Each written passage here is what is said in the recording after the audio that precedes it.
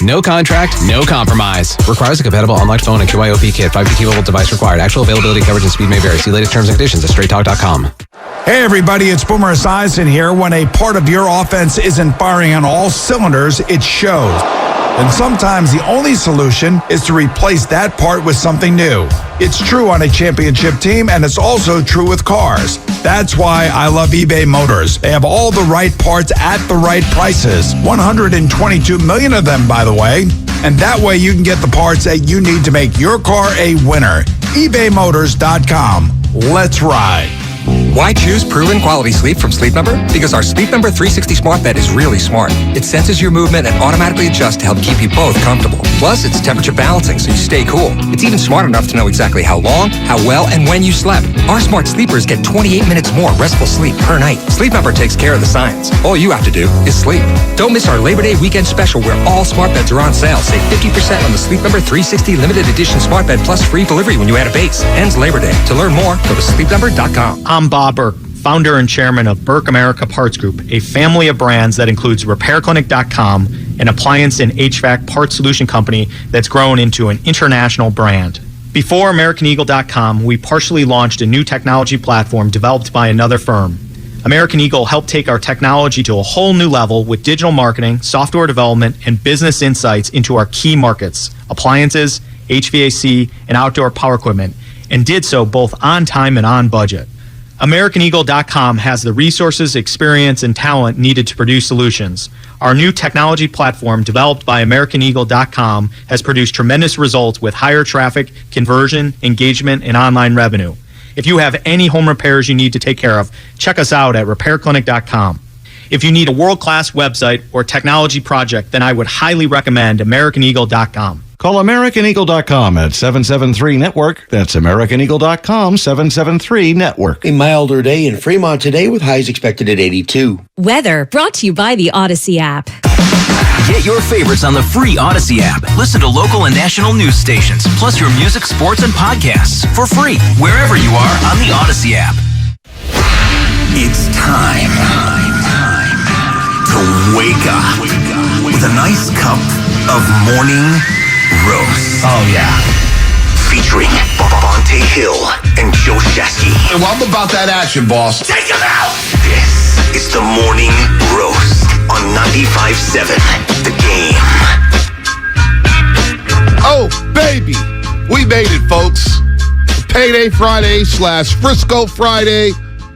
Good morning to everybody out there getting off their graveyard shift. Good morning to you if you are getting ready for work. If you're at work, what is up? Good morning to everybody on the Comcast Business Text line.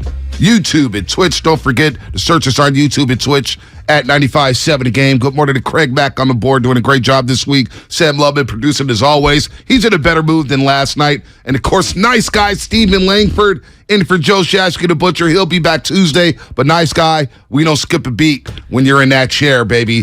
What is up? That mood that Lubman was in last night on the group thread, that's just Lubman in his normal mood. That's not a different, but that's not any type of mood for Lubman. That's just Lubman. We got to get him out the house. Well, he gets out the house, but we got to do something about Lubman, man. He's too worked up right now about the San Francisco Giants. He should be worked up about the 49ers because week 1 is right around the corner. You got the Warriors. Guess what? The Warriors going to be playing some basketball by the end of the month. Yeah. The champs are coming back. That's crazy to think about. I forgot what it's like, Bonte, to have a team play all the way through June. Yes. You know? And then you only got a couple of months off. I remember thinking that back when they were the championship teams. Like, for the past couple of years, it's been, well, you know what? We've had a few months off now. We're focused heavily on baseball. Right. Luckily, the Giants gave us that season last year in 2021. They're actually giving us something to talk about game after game after game. This year, it's a little different. And in 2020, we all know what happened in 2020.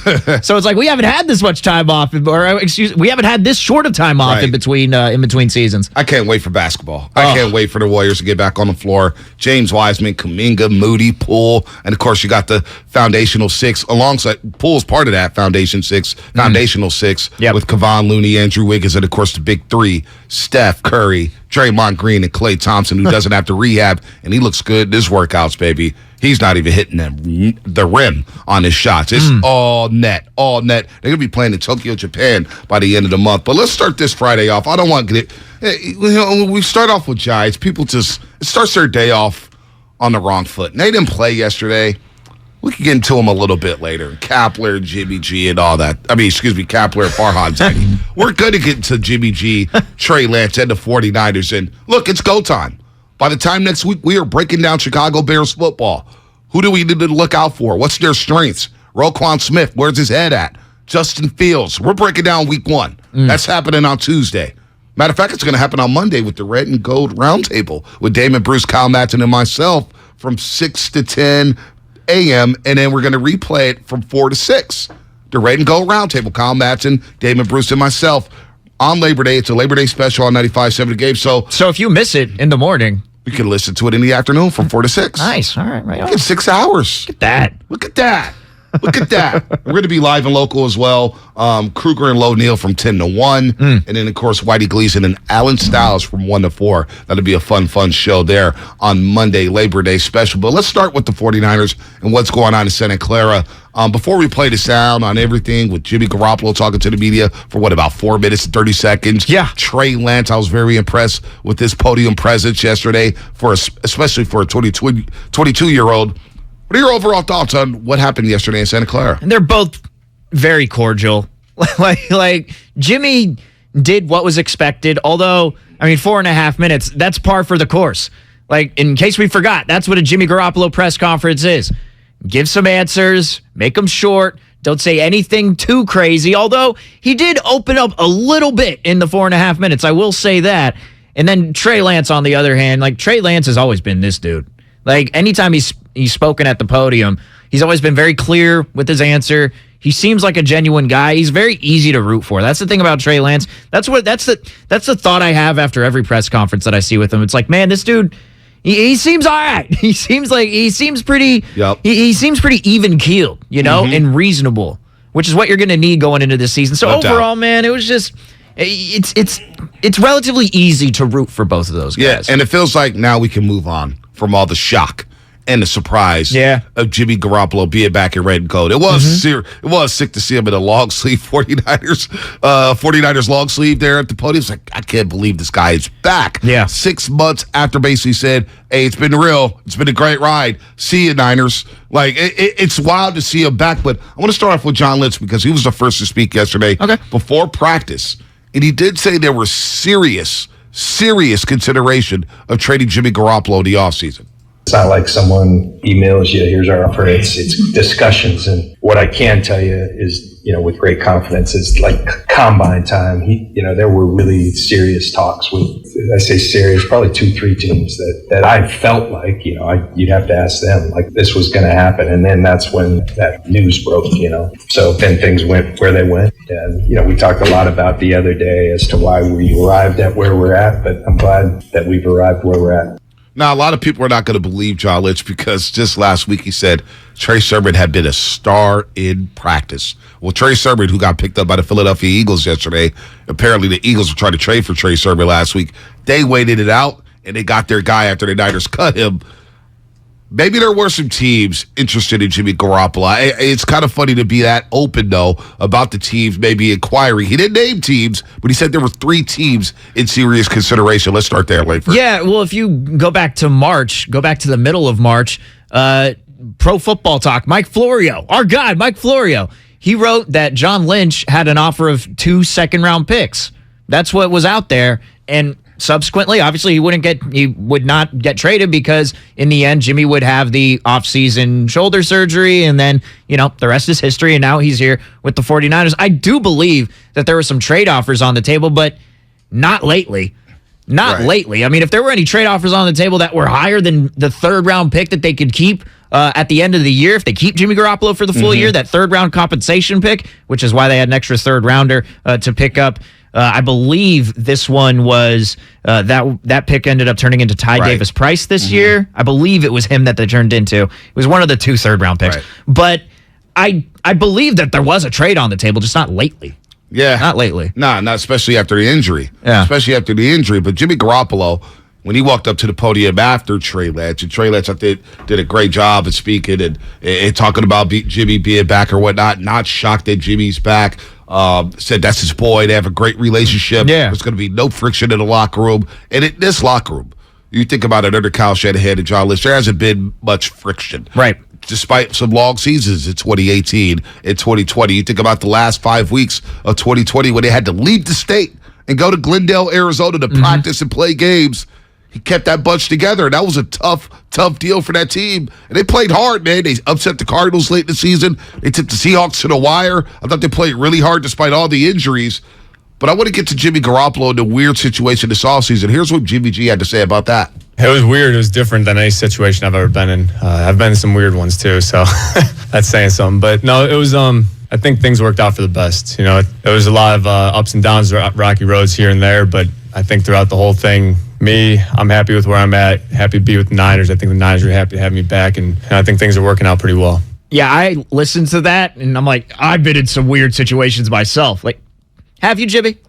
Maybe the Brady situation. Maybe the Brady situation, but that's it. Seth Wickersham. That was a weird one. That was a weird one. You got forced out of New England because Brady was like, yeah, get this dude out of here. Yeah. No, Lubman, actually, producer Sam Lubman, brought me back to an article back from 2014 where Tom Brady ended up getting benched and Jimmy Garoppolo came in and threw a touchdown. Tom Brady high-fived everybody except for Jimmy Garoppolo. No way. And there was there was a little awkward situation where McDaniels was talking to Garoppolo at the water cooler, and Tom Brady was just soaking on the bench on his own when nobody was on the bench. Yeah, that was the game they got blown out in Kansas City on the Monday Night Football game. I was like Travis Kelce's coming out party. And after the game, that's when Belichick asked, will Garoppolo throw the touchdown pass, blah, blah, blah, blah, blah. Is there a quarterback controversy? And Belichick, the funniest I've ever seen Belichick, where he just looked at the guy and just chuckled and turned his head. Yeah. Remember that? He just he didn't even give him a word. He's just like, come on, man. No, Belichick was in peak Belichick form when he was asked about whether there was a quarterback competition or not. Those were the fun times back in the mid-2010s for Belichick to grab out for Belichick. Come on, man. But look, man, with Jimmy, he's never going to say anything at a podium that's going to convince you, that there's going to be something wrong this season. Because, look, after all, we got to realize this, too. Like, Jimmy is thinking about next season. Like, he is thinking about his future. Of course, the situation here is best with the 49ers. He knows the system and all that. But I think in his mind, he just had off-season shoulder surgery. Like, I get a chance to sit for a year, I could practice, I could get my shoulder right, and then eventually, maybe even...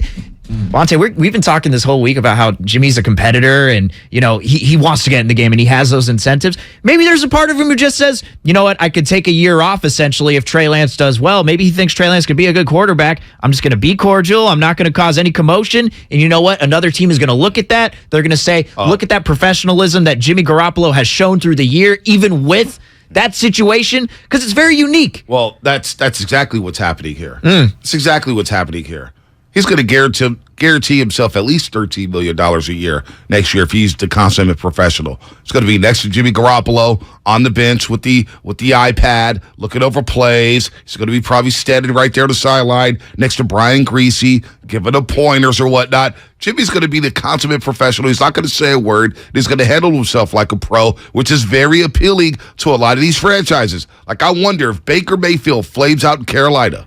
He flames out. With the way he acts and the way he pops off, how many teams are going to be lining up to go get Baker Mayfield? There will be a lot more teams lining up to get Jimmy Garoppolo, one, because of the record when he's a starter for the 49ers, and two, because he doesn't say a word, and it feels like teammates love him. But you brought that up. Here's what he said about the surgery and how we needed to think about his future. As much as you're in it for the wins and everything like that, you got to look into the future a little bit, contract situations and all that, and I think everybody does that to a certain degree, and you have to be smart in that sense of it. But at the end of the day, I'm a 49er right now, and I'm happy about that. And here's another one. That I want to play before we hit the break. I mean, you're going to play these 4 cuts, but that's pretty much the entire press conference right there. Well, there's a couple 5-second ones here, but did he really believe that he'd be back in San Francisco?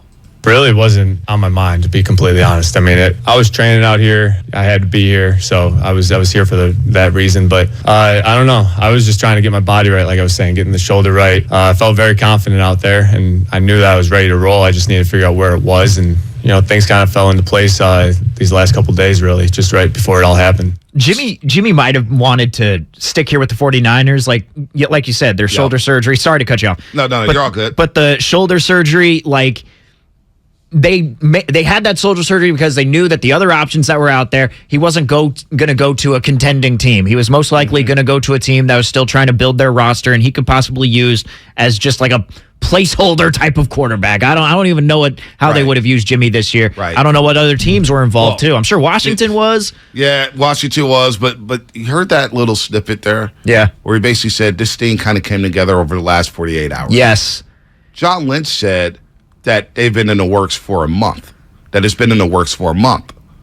Well, John Lynch mentioned it a month ago. A month ago, he mentioned it, and maybe that started a conversation. Right. He said this kind of just came together over the last 2 days. Yeah. So I wonder if really they watched the Houston film and said, look, Brock Purdy, we have him on a 53-man roster, but he's not ready to play in a regular season game. They said, Phil, we're going to cut. But if Trey does go down, we don't want to end up like the 2018 49ers, where you go 4-12. Right. And you don't want to end up like the 2020 49ers, where you flame out and don't make the playoffs. And you got hurt and you had no backup plan for Jimmy Garoppolo. Oh, wait, the backup plan was Nick Mullins. And the backup plan was C.J. Beathard. Didn't work out. Didn't work out whatsoever. So you bring back Jimmy Garoppolo. And look, we all agree all week long.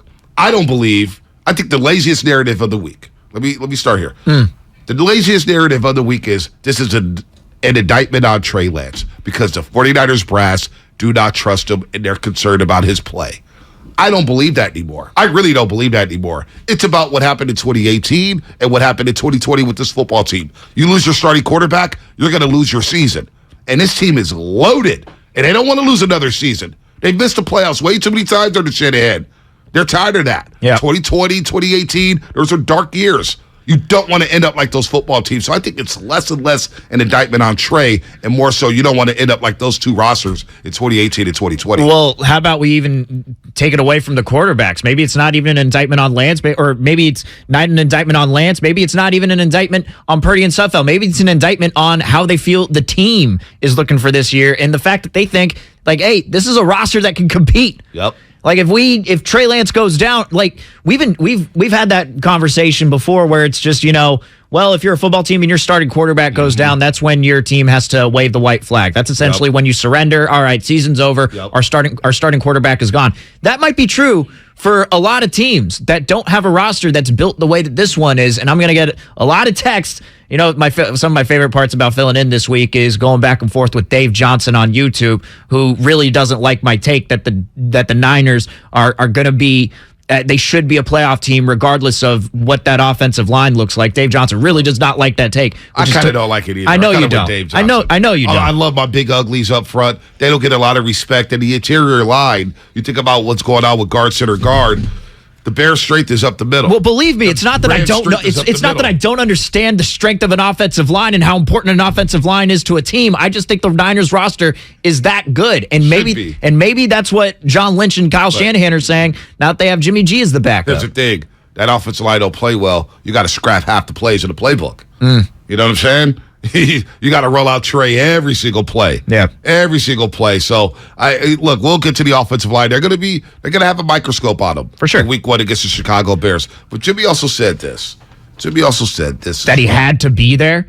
There's no, like we were kind of making fun of him for playing on the side on that practice field, on that where the special teamers go normally. We were kind of making fun of him for it. But at the same time, like, was it really Jimmy Garoppolo's decision to practice there? Like, he's a part of the team. I don't know. They're at the practice facility. I'm pretty sure that Jimmy Garoppolo, if he had a choice, he would have said, you know what? I'm going to work out my shoulder at a remote location, at a location where there are no media, where there's nobody to watch. I'm just going to work on my shoulder on my own. Like, it's not him that said, hey, you know what? Let me do this. I'm still on the team. Let me go to the side. Let me create a distraction. Let me do that. Something was up with that. He was obligated to be there. Yeah, he was obligated to be there. And the Niners had him there, so he got the rehab. He got to get the shoulder right. He also mentioned that the shoulder's not 100%. We'll get to that a little bit later. But he was asked finally why he wanted to come back to the 49ers.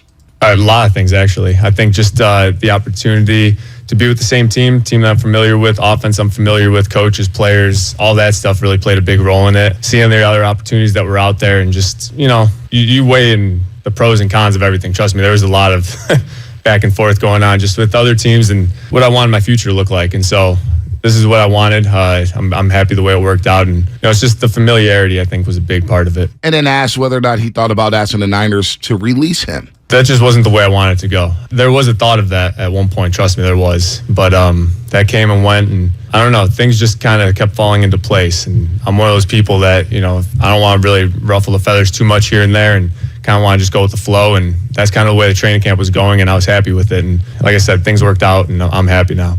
He's happy now. John Lynch is happy. Yep. Shanahan's happy. Yep. Trey Lance is happy as well. So I'm super excited just to have him in the room. Another guy, again, who's done it. Got to watch him do it last year. Got to learn a ton from him, and I'm going to continue to learn as much as I can from him. Take all the advice that he's got for me this year. There it is. Well, I mean, if the layups is what Trey Lance needs to work on, then who knows better than layups than Jimmy Garoppolo? He's the king of layups. But from my so there's two contrasting comments here on the YouTube right now. Catch us live on YouTube. Yeah, YouTube is booming. Catch us live on Twitch. From my family on YouTube, and he comes across genuine in his presser. JW, 2 comments later. Jimmy sounds like he's pissed on the low. Personally, I think he comes off genuine. I don't think that he has any issue here. What it comes down to and what my real takeaway is after everything, too, is, in the end, it's going to come down to Trey Lance. Jimmy's not going to force himself onto the field, I don't think. I don't think he's going to be the type of guy. He's not that guy. I don't think he's going to try and force himself onto the field, because when other teams are calling, because next year they're going to be our teams that are in the running for him. When they're calling the 49ers, I'm sure they have conversations like, hey, man, what's this guy like behind the scenes?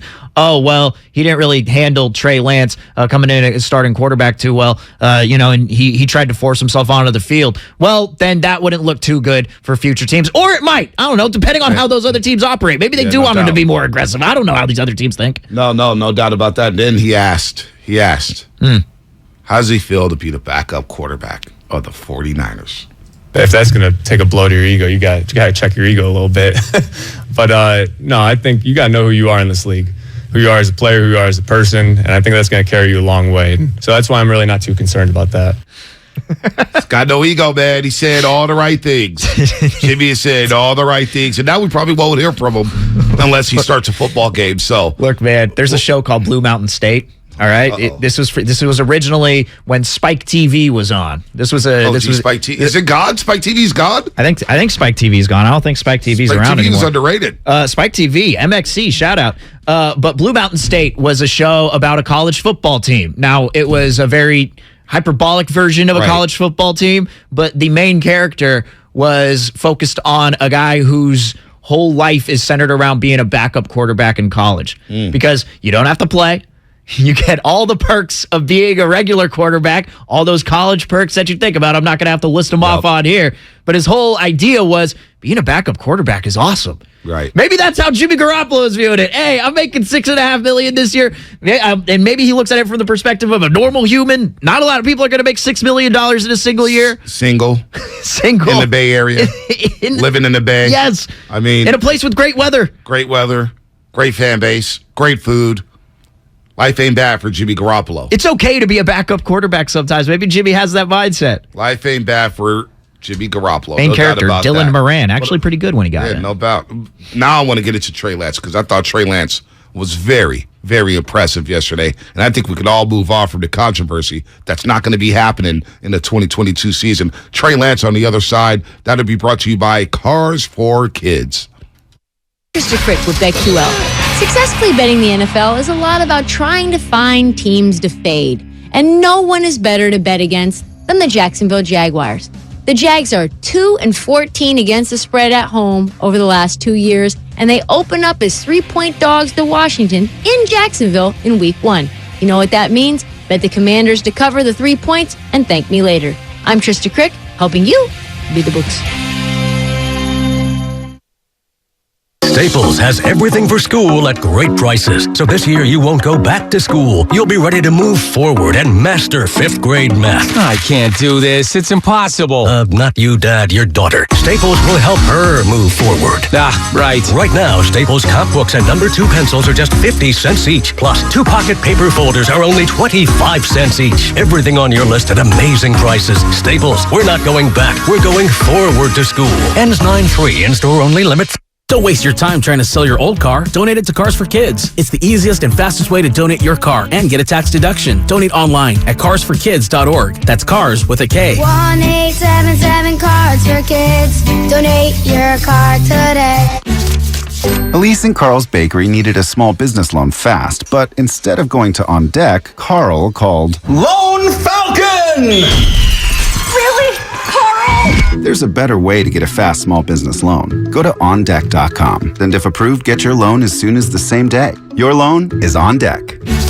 Depending on certain loan attributes, your business loan may be issued by OnDeck or Celtic Bank, a Utah Chartered Industrial Bank member FDIC. Limited eligibility for same-day funding. OnDeck does not lend in every state. All loans subject to lender approval. Here's football legend Howie Long for Skechers hands-free slip-in footwear. The world has gone hands-free. Using the phone, turning on your lights, heck, even driving. However, if you want to put on a pair of sneakers, you still need to bend down and help your feet in. Until now. Introducing Skechers hands-free slip-in footwear. Let me tell you, these things are amazing. You don't need to lace up, and they're even better than your standard slip-on sneakers. This is next-level slip-in technology, where you don't need to reach down and help your heel in. You just step in, and off you go. It's that easy. So what's the secret? There's a special smooth comfort pillow in the heel that helps your foot slide into place, and also keeps your feet secure in heavenly comfort, which means they stay on just like a pair of laced-up sneakers. And you can even slip into them while you're sitting down. Make your life easier and go hands-free with Skechers' new hands-free slip-in footwear. You'll never have to struggle putting on your shoes again. Get hands-free slip-ins for the whole family at a Skechers store, Skechers.com, or wherever stylish footwear is sold. Hi, I'm Aaron, owner of California Deluxe Windows. Ever notice? When your neighbors get new windows, there is a large black eye of broken stucco, uneven plaster, and even mismatched paint. At California Deluxe Windows, we never leave a ring around the window. Why? Because we are one of the only companies in California who custom crafts every window and door to your home's exact measurements. Almost everyone else on the radio is a distributor. They grab a window from a warehouse, break open your walls, shove it in, and patch things up. At California Deluxe Windows, we take pride in our work. Our installation technique is so precise, we do not break your stucco. Your house could be covered with potato chips, and we wouldn't crack one. Call now, and for a limited time, you get 30% off your entire order and 24 months of interest-free financing. 800-874-3600. 800-874-3600. That's 800-874-3600. California Deluxe Windows. Windows engineered for life. Certain terms and conditions apply. CSLB number 774518. I know you want one of the new top-rated TVs. And a low price. We can get a top-rated Samsung, LG, or Sony TV at a better deal than you found on the internet. No way. Where? At Video Only. This weekend, they've got special 3-day-only prices on all those top TVs. Video Only can beat all these deals I've found? That's right. This weekend, Video Only's got great deals on the best TVs. So let's check them out, or... We'll be sorry. At Left Coast Buyers, we buy properties all over California. If you own a house or an apartment building and want to sell it fast at a great price, call us at 925-434-5000. We can pay cash and close in as little as 7 days. We buy properties in any condition, any price range. Do you own a property that is run down and needs thousands of dollars in repairs? Are you out of time, money, and energy? Are you looking for an easy way to get top dollar for your property and sell on your terms and timeline? Well, call Left Coast Buyers now at 925-434-5000. We buy divorce houses, inherited houses. We even buy vacant houses and abandoned houses. Do you have a tenant who hasn't paid? Are you behind on property taxes, mortgage payments, or even facing a foreclosure? Even if you're just nervous about capital gains or an upcoming recession, we've seen it all. So if you or someone you know owns a property and needs to sell, call Left Coast Buyers at 925-434-5000. That's 925-434-5000. When people have a craving to explore new and traditional Asian cuisines, they head to P.F. Chang's, where scratch-made dishes come from the 2,000-year-old tradition of wok cooking. P.F. Chang's wanted to explore new possibilities for their website. They turned to AmericanEagle.com. AmericanEagle.com re-architected P.F. Chang's website, integrating multiple third-party systems to create a unified digital experience. The results? Improved page speed and performance, personalized content based on users' location, intuitive online ordering, an increase in organic search visibility, and a 40% increase in new users. for scratch-made Asian cuisine. Visit your local P.F. Chang's or go to pfchangs.com for website design, development, digital marketing, and hosting that produce efficiency, revenue, and results. Visit AmericanEagle.com. P.F. Chang's and AmericanEagle.com. Another example of the best businesses in the world. Turning to the best in the business for websites, go to AmericanEagle.com or call 877-WEB-NOW1. That's 877-WEB-NOW1.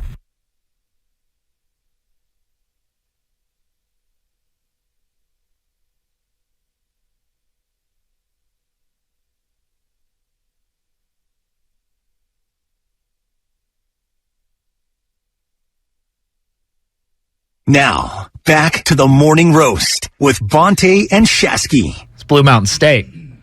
That's what it is. It's called. That's Dylan Moran. Can we play that one more time? Just one more time if you have the opportunity to play that. I need that. I need that one more time from Blue Mountain State.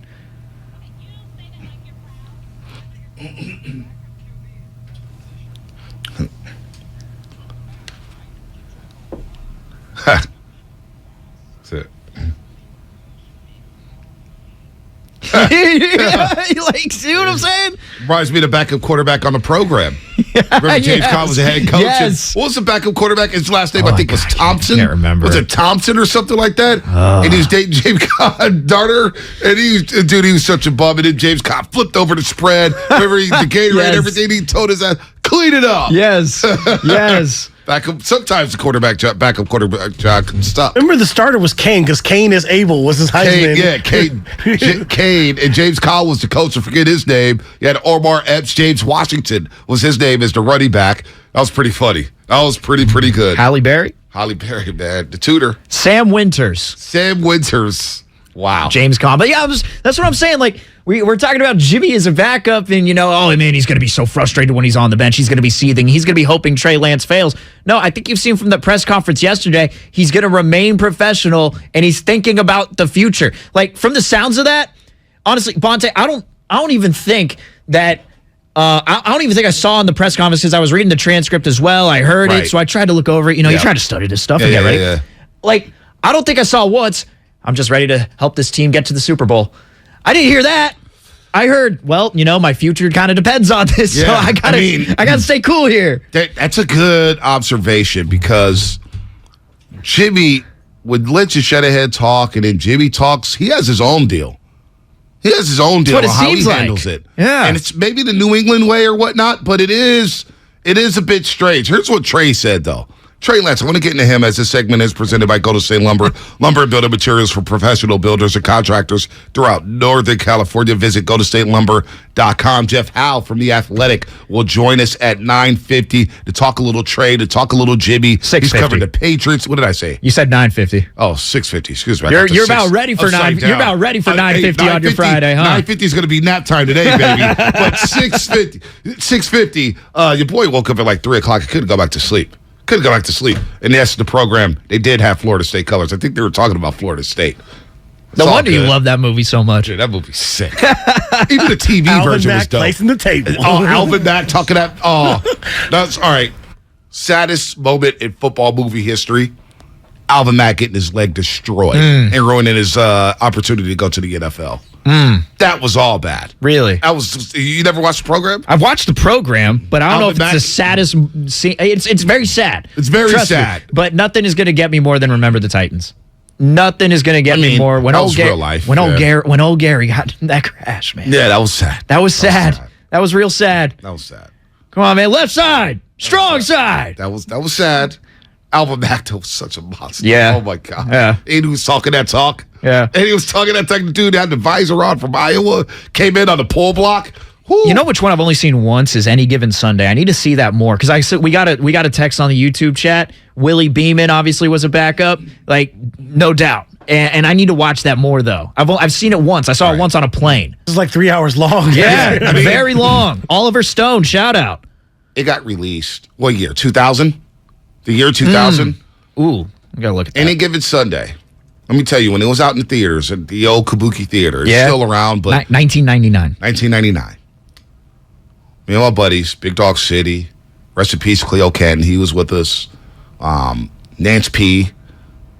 We snuck into Kabuki 5 times to see that movie. Really? On the 5th time, we were all knocked out halfway through the movie. We seen it so much. The first time we saw it when LL Cool J did the little option pitch to Willie Beeman. Bro, we went crazy in the theater. We went crazy. So you fall. So by the time the fifth time you're seeing it, you fall asleep at like the Willie Beeman music video, and then you wake up, and all of a sudden Al Pacino's like, "You can win the game by an inch or a mile." That's good, Al Pacino. We woke up during the credits. It's like, oh, okay, time to go. But I've probably watched that movie well over 50 times. Yeah. And for me, it's one of those movies. If it's on, I'm watching it. Yeah. T.O.'s in that movie. Bill Bellamy's in that movie. Yeah. Harvey Dent in The Dark Knight. What's his name? He's the offensive coordinator. Yes. Crozier. That was his name in Any Given Sunday. I can't remember his name Carmen Diaz is the owner of the team. Yes. Come on. And in the real life fight that was actually on the set between Bill Bellamy and LL Cool J, it's Willie Beeman, so Jamie Foxx and LL Cool J. They had a real life fight? It was a real life fight. We had Bill Bellamy on. He tells the story of how it really happened because they ended up, Oliver Stone wanted it real. Everybody's out there hitting. It was a real live thing. And he goes in the huddle, and Jamie Foxx is messing up his lines time and time again. Right. So LL's getting mad at this point because he wants the scene over with. Right. So he's just like, he ends up going in ear holes and slaps him in his ear holes, like, get the lines right. Well, everybody looks and stops like, that's not in the movie. So Jamie Foxx gets mad. So what he does, the next thing they do it again. Gotta do it again. This time when he gets his lines right, he punches LL in the mouth. So now everybody's breaking everybody up. Hold on. Okay, this fight. And if you go on YouTube, you'll see Bill Bellamy breaks his fight. Wow, it's a real thing. And then finally he comes up and they do the scene for the last time, the third time, and all of a sudden LL does his line, Beeman does his line, and LL swings. He said he hit him so hard he thought Jamie Foxx's soul left his body as he's floating to the ground. I never knew that. It was unreal. Everybody's like, cut. And the person who ended up breaking out was the person you haven't talked about yet, Jim Brown. Brought them all together to squash this argument. Y'all can't be fighting out on this stage. Like Jim Brown squashed the whole thing. The defensive coordinator.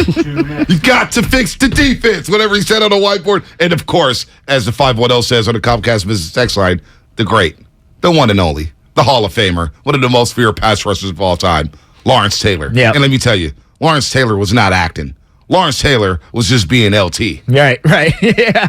It's a movie I need to see more. I've only seen it once. Sorry, we just did a whole segment on Any Given Sunday. You can take me down that rabbit hole with the program, Any Given Sunday, Remember the Titans, any football movie, Varsity Blues, for crying out loud. One we don't really bring up too much is North Dallas 40. We don't. It's bring up North. It's an old school football movie, man. Shout out to Nick Nolte. Yeah, the opening scene is just like he's getting destroyed as a wide receiver. That's more Ray Rattle, Matt Steinmetz. That's their lane. You know what I'm saying? That's also as and me as a Raider fan, it's kind of based on some of it's based on the Raiders, and they also got the twos, John Matuzak in that movie. Yeah, but North Dallas 40 is great. So Jeff Howe's going to join us, national NFL writer. Used to cover the Patriots, wrote about Jimmy Garoppolo's new contract. Yes, he's going to join us coming up in about 8 minutes here on the Morning Roast to talk about Jimmy G.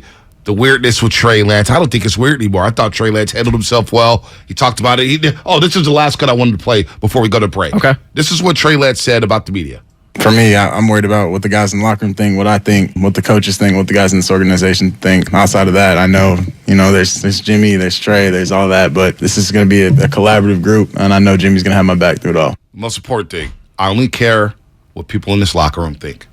He doesn't care what I think. He doesn't care what you think, Langford. Doesn't care about Lubbock's opinion. Doesn't care about Craig Mack or anybody here in 95.7 The Game. He cares about what's going on in that locker room, and I like that. So let's break here. Let's get Jeff Howe on the show. Yes. National NFL writer, used to cover the Patriots and wrote about Jimmy G's new contract. Yes, and I want to ask him because Jimmy said that he's been in a lot of weird situations, and he said, trust me, I've been in some. I want to ask Jeff Howe, is one of those weird situations what happened with Tom Brady back with the Patriots? Has to be. Has to be. That's coming up. Brought to you by Freeball Bake. Full service baking, no compromises. Hey, Becky, what about this beat for your next song? It's cool, but I'm into faster stuff lately. Like Xfinity that gives me beyond gig speeds. Got it. What about this then? It sounds powerful, just like Xfinity. Because its supersonic Wi-Fi has 3 times the bandwidth, you can connect hundreds of devices at once. That's what I call power. Unbeatable internet from Xfinity. Made to do anything so you can do anything. Get the Xfinity Supersonic Bundle with unlimited gig speed internet, Wi-Fi equipment included, and a free 4K streaming box. All for $50 a month with a 2-year internet rate guarantee and no annual contract when you add Xfinity Mobile with unlimited data at regular rates. Go to Xfinity.com/gig, call 1-800-XFINITY, or visit a store today. Limited time offer. Restrictions apply. Requires paperless billing and autopay. New Gigabit Extra internet customers only. Taxes and fees extra and subject to change. Xfinity Mobile requires post-pay Xfinity internet. Reduced speeds after 20 gigabytes wireless usage. After 24 months, regular rates apply. Requires compatible Xfinity gateway. Live on DAZN pay-per-view, September 17th, Part 3. Canelo versus Triple G to take the trilogy. Bad blood, a score to settle, controversy, brutality, pure hostility. For victory, for history, for the trilogy. Canelo Alvarez versus Gennady Golovkin. September 17th, live on DAZN pay-per-view. Visit DAZN.com. Pink Floyd's Roger Waters. This is not a drill. We're doing a show in the round. It's something new. I look forward to the challenge. Featuring his songs from the golden era of Pink Floyd. Friday and Saturday, September 23rd and 24th, Chase Center in San Francisco. Tickets on sale now at rogerwaters.com. This is not a drill. Produced by AEG Presents.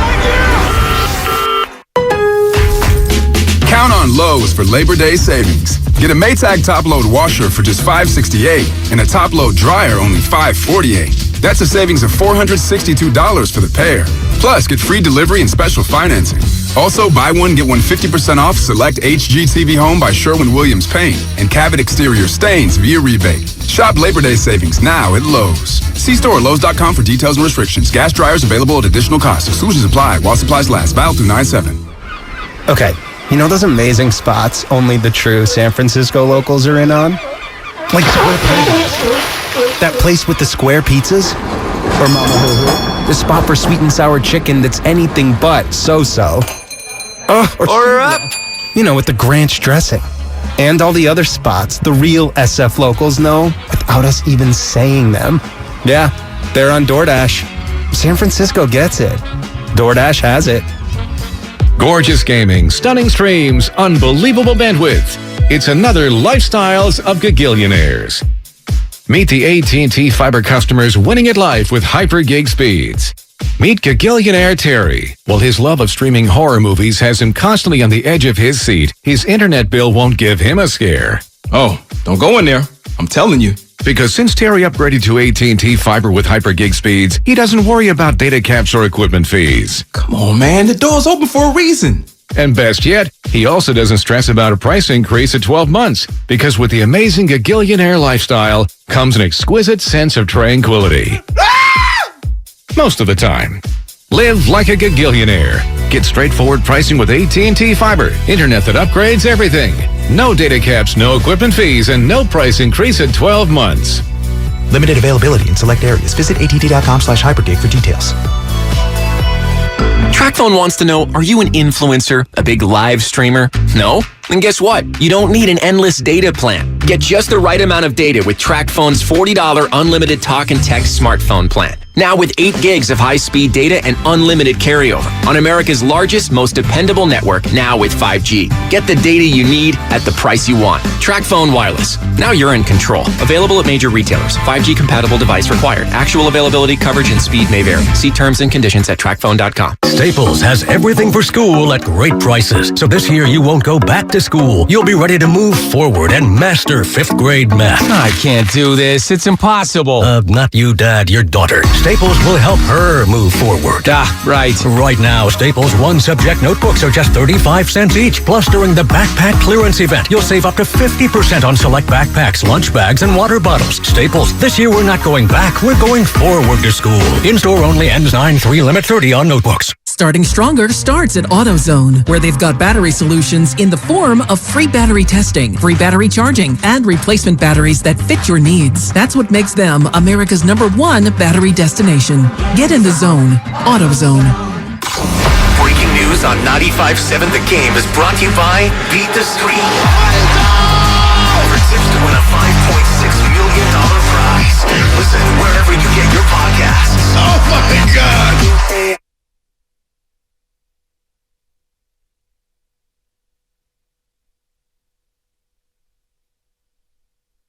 Now, back to the morning roast with Bonte and Shasky.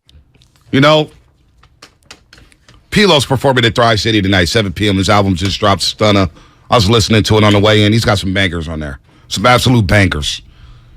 Now I'm like, man, do I go to De La Salle Sarah or do I go to the Pilo concert? That thing's going to be fire. It's going to be litty. Yeah. Thrive City tonight. I believe it starts at 7 o'clock. 7 o'clock. That's, that's when the show starts. Probably really starts at 8. Yeah. Stunner Man's going to be out there.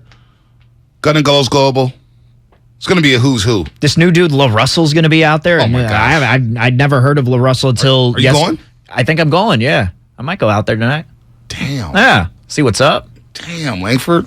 You made the big time. I know. You made the big time. Well, I also got nothing to do on a Friday night. Yeah. That's why I was going to a high school football game. Jeff Howe, national NFL writer. Yes. Used to cover the Patriots, wrote about Jimmy G's new contract. And I feel him on a couple of instances with this Jimmy G contract, the strategy of getting the surgery to ensure that he was on a contender. Let's bring in Jeff. Good morning, Jeff. I know we were going to catch up with you yesterday. I know you're feeling under the weather, so we'll make it quick here. But we appreciate the time and you powering through on a Friday morning, Jeff. First of all, I've been asking everybody this week because the shock is starting to dissipate with Jimmy Garoppolo being back in red and gold. We talked about him ad nauseum for the last 6 months. Where is he going? When are the Niners cutting him? When are they trading him? Well, he's back. He's back after restructuring his deal, making $6.5 million this season, plus incentives. When you heard the news that he was restructuring his deal to remain a 49er, what was your initial reaction? I was surprised. I thought it was heading toward a split by way of him getting cut, just because the contract wasn't tradable, and the teams I spoke to around the league were wary of him coming back off of the shoulder surgery. So there wasn't a whole lot of, there was definitely some interest, but it was, conditional type of interest on whether or not they were going to trade for him. And then I heard from teams that were like, hey, you know what, we're not going to trade for him, but as soon as the 49ers cut him, we'll see what we can get him for. And I just thought it was a level-headed approach for both sides. I thought this was the best case scenario, really. And I spoke to one team a couple months ago that said that, if he gets cut, is he realistically going to make more than $7 million anywhere? Probably not. It's probably going to go, closer to, let's say, $5 million. So if Garoppolo's active for every game this season, he's going to make that $7 million. So right there, he's going to maximize his, or, hypothetically maximize his contract value, even if he were to hit the quote-unquote open market at this stage of the calendar. But the 49ers, I thought this was really a solid outcome for them. And I don't look at this as, I think that it's easy to jump to the conclusion that this is a bad sign for Trey Lance. The way I look at it was, this is a roster that has a chance to compete for a championship. And if Trey Lance goes down, or if he does struggle, you've got a backup in Jimmy Garoppolo who can come in, he can win you games, and he can keep you at that championship contention type of level. So having two guys at that position rather than just going all in on Trey Lance and basically, having the potential to get your season wiped off the face of the earth if Lance goes down or, struggles astronomically, they avoid that scenario because you've still got Garoppolo in town for a much more affordable contract. Jeff, it's actually funny how we go about this through these off seasons because we talk so much about Jimmy Garoppolo through training camp and throughout the summer, and we didn't really hear from Jimmy Garoppolo. Well, we heard from him yesterday, and since you did cover the Patriots for a very long time, still covering the Patriots, I wanted to play this for you from his press conference yesterday because he was asked if this is going to be a weird situation for him, and I want you to take a listen, and I got a follow-up for you after the clip. It was weird. It was different than any situation I've ever been in. I've been in some weird ones too, so that's saying something. But no, it was. I think things worked out for the best. There was a lot of ups and downs, rocky roads here and there, but I think throughout the whole thing, I'm happy with where I'm at. Happy to be with the Niners. I think the Niners are happy to have me back, and I think things are working out pretty well. So he hasn't really been through any weird times with the 49ers so far, Jeff. It's been pretty clear cut that he's the starter. But obviously that leaves the Patriots as the only other team that he's bid on. So when he says he's bid in some weird situations before, what went on with him and Tom Brady back in New England? Is that the weird situation that he's talking about? I think, weird in New England is a relative term. So you couldn't, if Tom Brady farted, it'd be national news out here. So it's, I think, the first thing that comes to mind is 2016 when Garoppolo had to prepare to be the starter after basically a year and a half of the prolonged Deflategate ruling. So he goes into 2016 as the starter, and then he injures the shoulder. There's a will he, won't he play in week 3. They had to bring in Jacoby Brissett off of, no practice reps for basically his entire Patriots opening tenure of 6 months at that point. So that was certainly weird. And then he didn't know if he was going to be able to play in week 4. There was some pressure. There was some frustration. He also injured his calf in 2017 in minicamp. And, there was some pressure on the team for him to get out there a little quicker. And, that didn't really necessarily work out. And, I think that was the season. If the calendar, my brain is working, that was the season that he got traded to San Francisco. And then, 2014, when he got drafted, that was the impetus between Brady starting to tell everybody. He first did it at the Kentucky Derby in 2014. He's like, I don't know why, or maybe it was shortly after the draft there, some sort of big event, big social event, when Tom Brady's walking around telling people, I don't know why they just drafted this kid. I'm going to play until I'm 45. So It was, and then I guess that was the start, or the end of that season was when Deflategate started and seemed to last a millennium. So it was, again, weird in New England. I said it at the start. It's a relative term because a lot of stuff gets weird over here.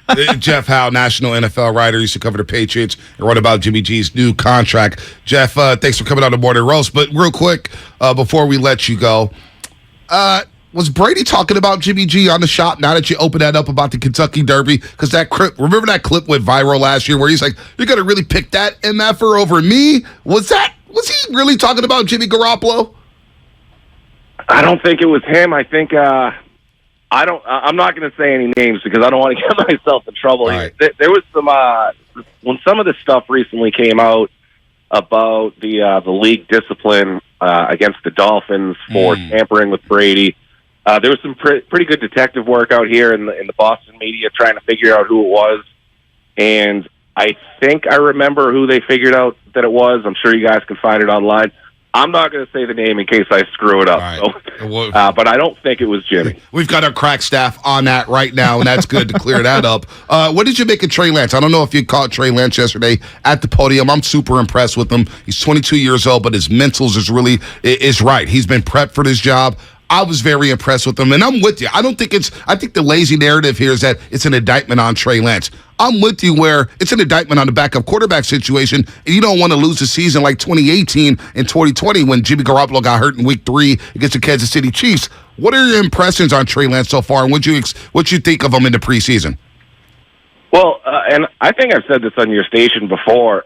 There was you'd be hard-pressed to find somebody before the 2021 draft who was higher on Trey Lance than me. I thought the world of him, and there's no reason for me to back off of that right now. I mean, his talent's through the roof. Came from a pro-style offense at North Dakota State. He's a winner. He's got the mental makeup that you just alluded to. And I think that this really, it's an awful cliche, but the sky's the limit for this kid. He's got all the physical talent. He's got the mental talent. He's just, when you go into a situation when you've got 2 career starts, or even, for anybody who comes into the league with less than that, of course, you don't know what the guy's going to look like, what the quarterback's going to look like until he's out there and he's doing it every single week and he gets a chance to adjust to what defenses are doing. And then defenses adjust to him, and, you start the game planning stuff mid-season and some injuries take shape. The season kind of goes like a roller coaster or whatever. You never truly know what it's going to look like. You could be as high on a young quarterback prospect as you want to be, but you need to see him go out there and do it. I still think that Trey Lance has franchise quarterback potential. And then you go to that narrative, just another thing too. It's like people are, I think this is a really lazy take in my opinion, saying that, well, this is bad for Trey Lance because he's going to be looking over his shoulder. Look, if you've got a franchise quarterback, he has to be able to withstand any of those types of challenges, the mental challenges, whether it's in the locker room, the meeting room, on the game field, whatever. If an outsider, if a media take says, well, this guy can't handle it, then that wasn't your quarterback to begin with. And I don't believe that to be the case. I think Trey Lance will handle it just fine. I think by all accounts, over the last year, Trey Lance and Jimmy Garoppolo have done really well together. I don't see that changing. Jimmy Garoppolo is willingly going back to the 49ers to be a backup quarterback when he could have played hardball and said, just cut me and I'll go play somewhere else. So that tells me he's fully prepared to be the backup and a mentor for Trey Lance. So again, I don't foresee any issues with that dynamic. One more here for you, Jeff. Now, we've had this question asked to a bunch of guests, and it's how long of a leash are the 49ers going to give Trey Lance before they think about going to Jimmy Garoppolo? Now, we know that the fans, they're going to be clamoring for Jimmy G if Trey Lance has a bad game in week 1.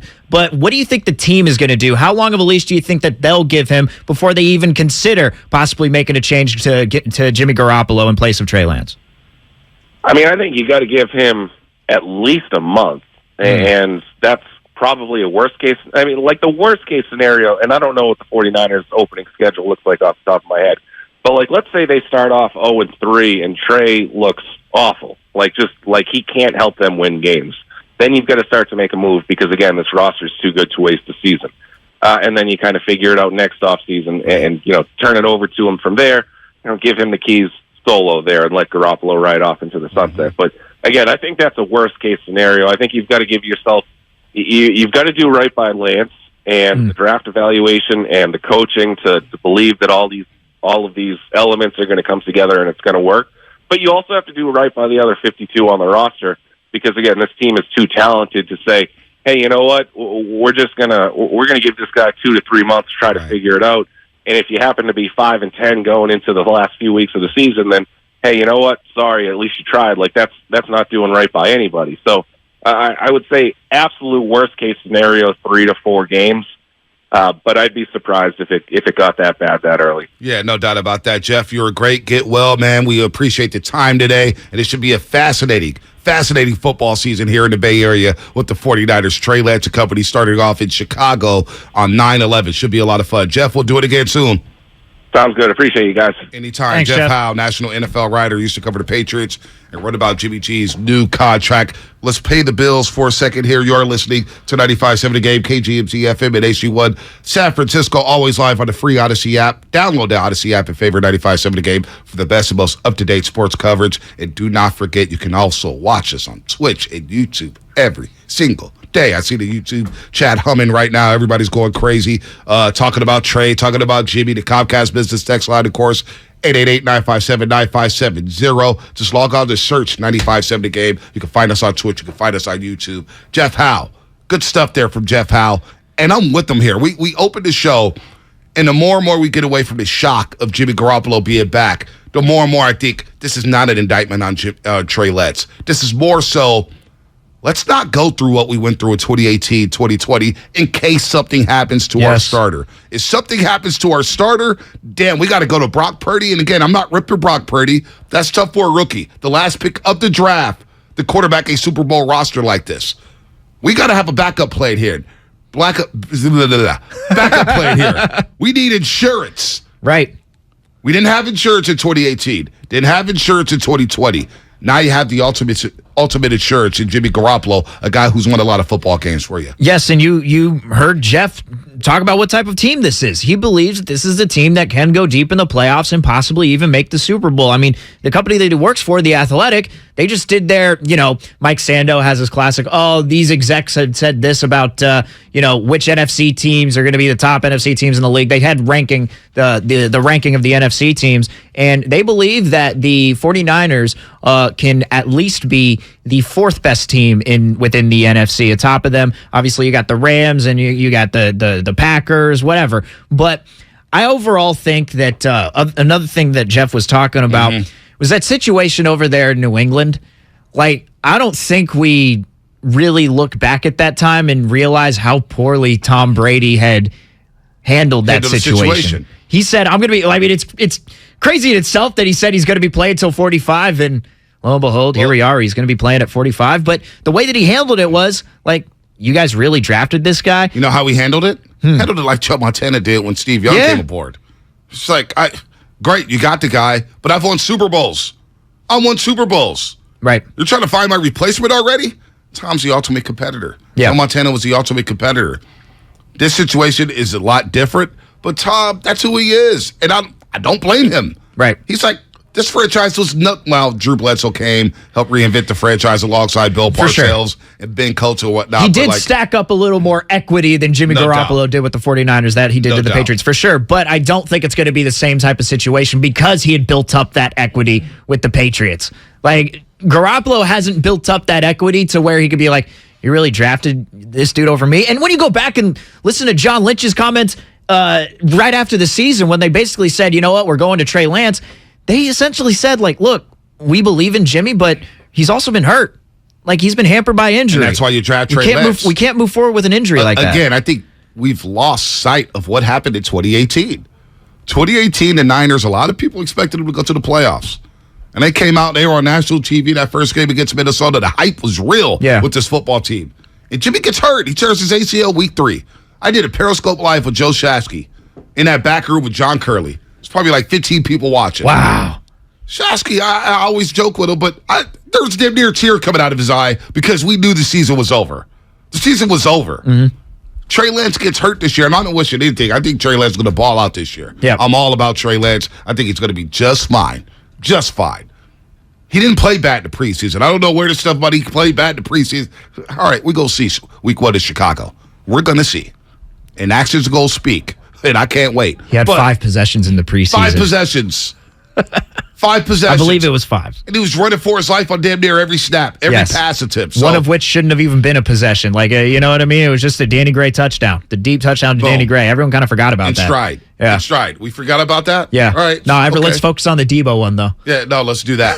Where Debo got no separation. You know what? So, like, you don't want to end up like 2018 and 2020. For sure. With Jimmy, you ensure yourself that we have a capable backup who has helped us win a lot of big games. The move makes on both sides. Jimmy and the 49ers, it makes so much sense. So much sense. But I don't think it's an indictment on Trey whatsoever. This is interesting from the 408 at the Comcast Business Text line. I disagree that this was a football decision. I think this was 90% a business decision. Honestly, still think he will be traded. Now, I don't think it's their plan to trade him. I do think it was a football decision. Yeah, they're not trading. I don't think they're trading. I do think it was an insurance policy, but it would be fascinating, and I said this at the beginning of the week, a lot of this is predicated on if.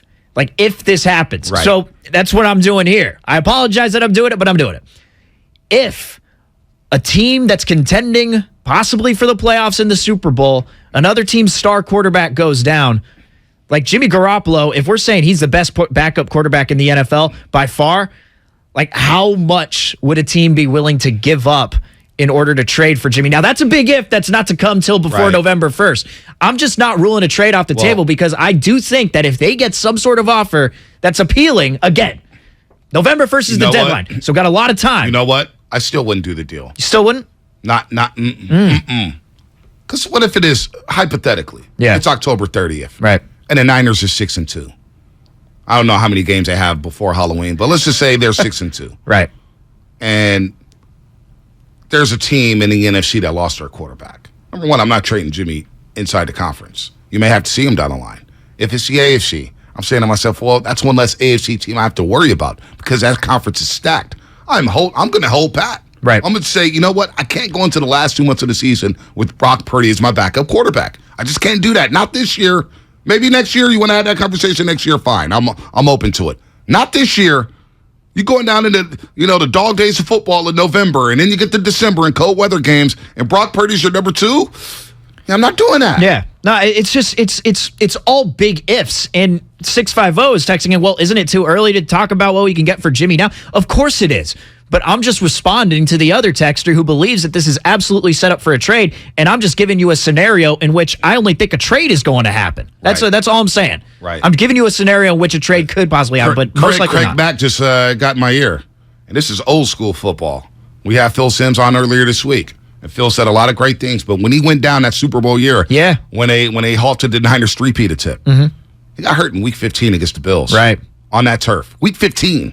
These things could happen at any moment. You never know. I'm holding on to Jimmy. Now exactly. that Jimmy's here, I'm holding on. Exactly, but that's why I think it's going to be a fascinating conversation. Right. If, shout out to the movie If. I think there's a movie called If that happens, then it'll be interesting. But that's the only scenario I see in which a trade is a possibility. They're not going into this thinking, oh yeah, you know what? we could trade him. Like, I don't think they're going to do that. Now, here's the team's mindset, according to Trey Lance. Now that Jimmy's in the building, here's what the starting quarterback had to say about the team's mindset.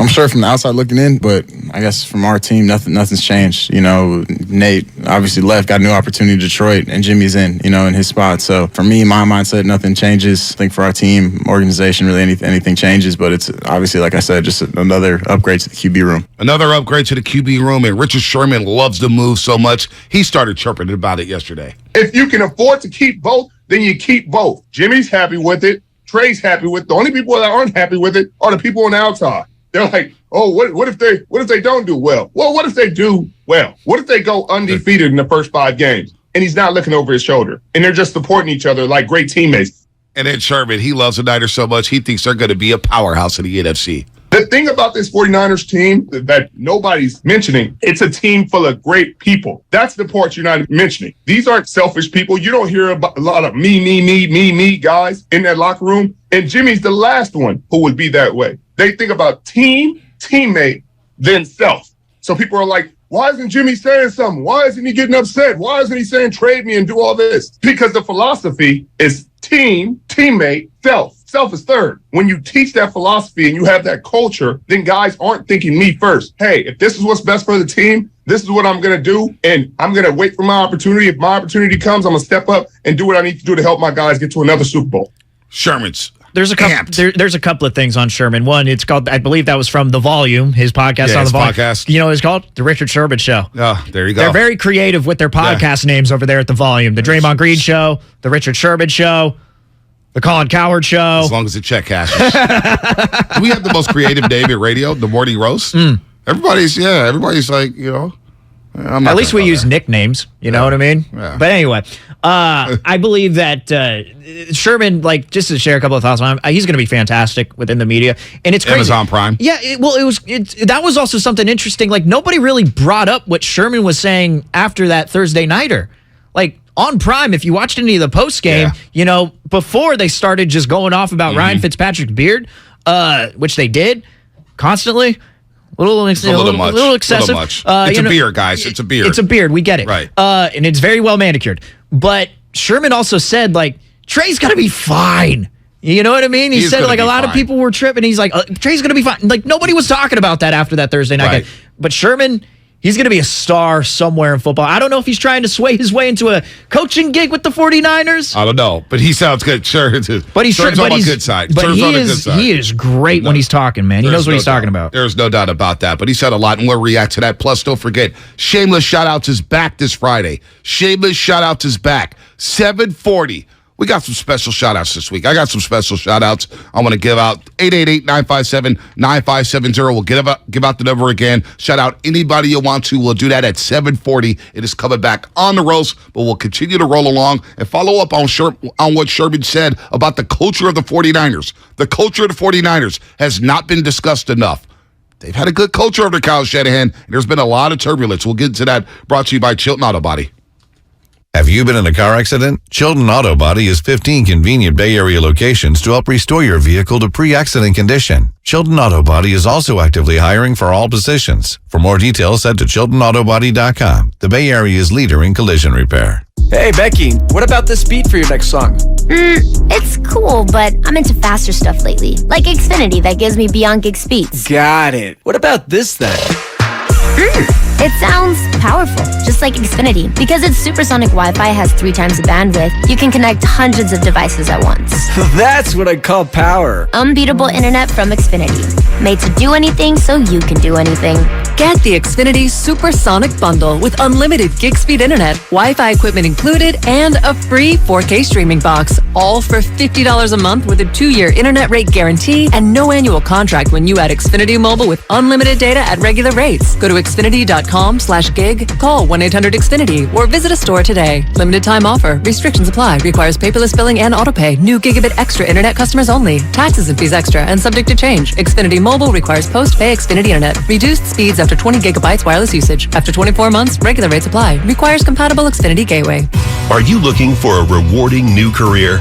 Join the United States Postal Service and apply for roles nationwide. Serve your community with pride and receive benefits including competitive pay and opportunities for advancement. Whether you are looking for full-time, part-time, or seasonal positions, we have options that may be perfect for you. The United States Postal Service is an equal opportunity employer. Apply now at USPS.com/careers. Whether you're buying a new car or used one, it's a big investment, which is why you should choose Pennzoil Platinum. It helps extend the life of your engine and protect it up to 15 years or 500,000 miles, whichever comes first, guaranteed. That's because Pennzoil's base oil is made from natural gas and 99.5% free from engine clogging impurities. The proof is in the Pennzoil. Enrollment required. Keep your receipts. Other conditions apply. See pennzoil.com/warranty for full details. Find it at Firestone Complete Auto Care. I know you want one of the new top-rated TVs. And a low price. We can get a top-rated Samsung, LG, or Sony TV at a better deal than you found on the internet. No way. Where? At Video Only. This weekend, they've got special 3-day-only prices on all those top TVs. Video Only can beat all these deals I've found? That's right. This weekend, Video Only's got great deals on the best TVs. So let's check them out, or... We'll be sorry. Everything, our farm, our stand, our pop-up shop.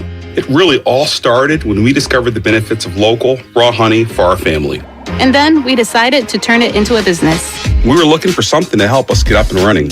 So we got the Chase Business Complete Banking Account. It's more than a bank account. It comes with Quick Accept, which lets us take card payments anytime, anywhere in the U.S. using the Chase mobile app. Plus, we get same-day deposits at no extra cost. For us, it's more than honey. It's about sharing a little sweetness with the world.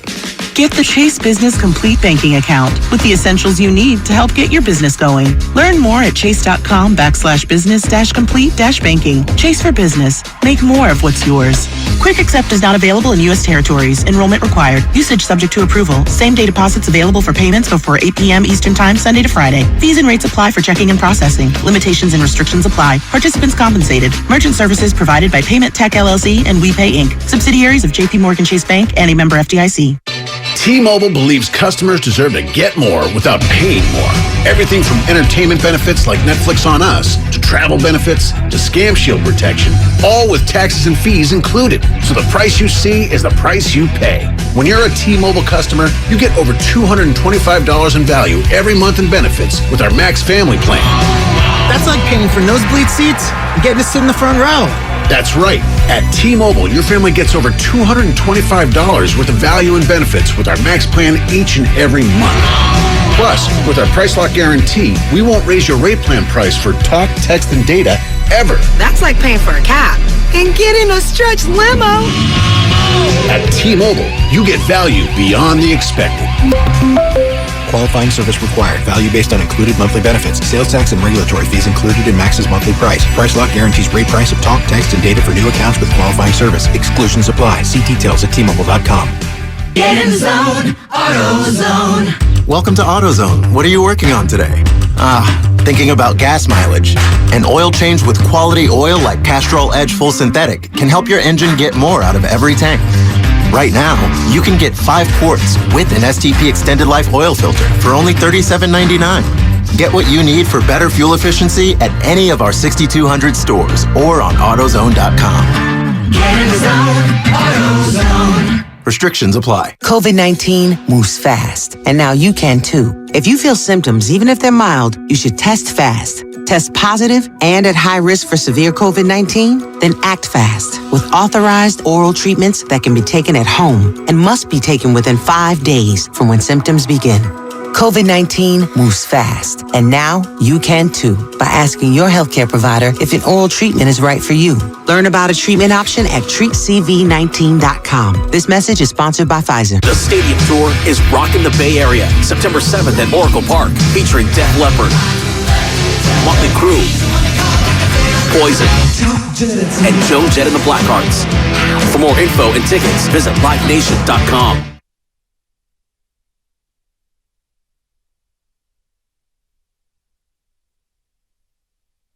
Yo, Bay Area, what it do? It's your boy P-Lo. You're listening to the Morning Roast with Bonte and Shasky on 95.7 The Game.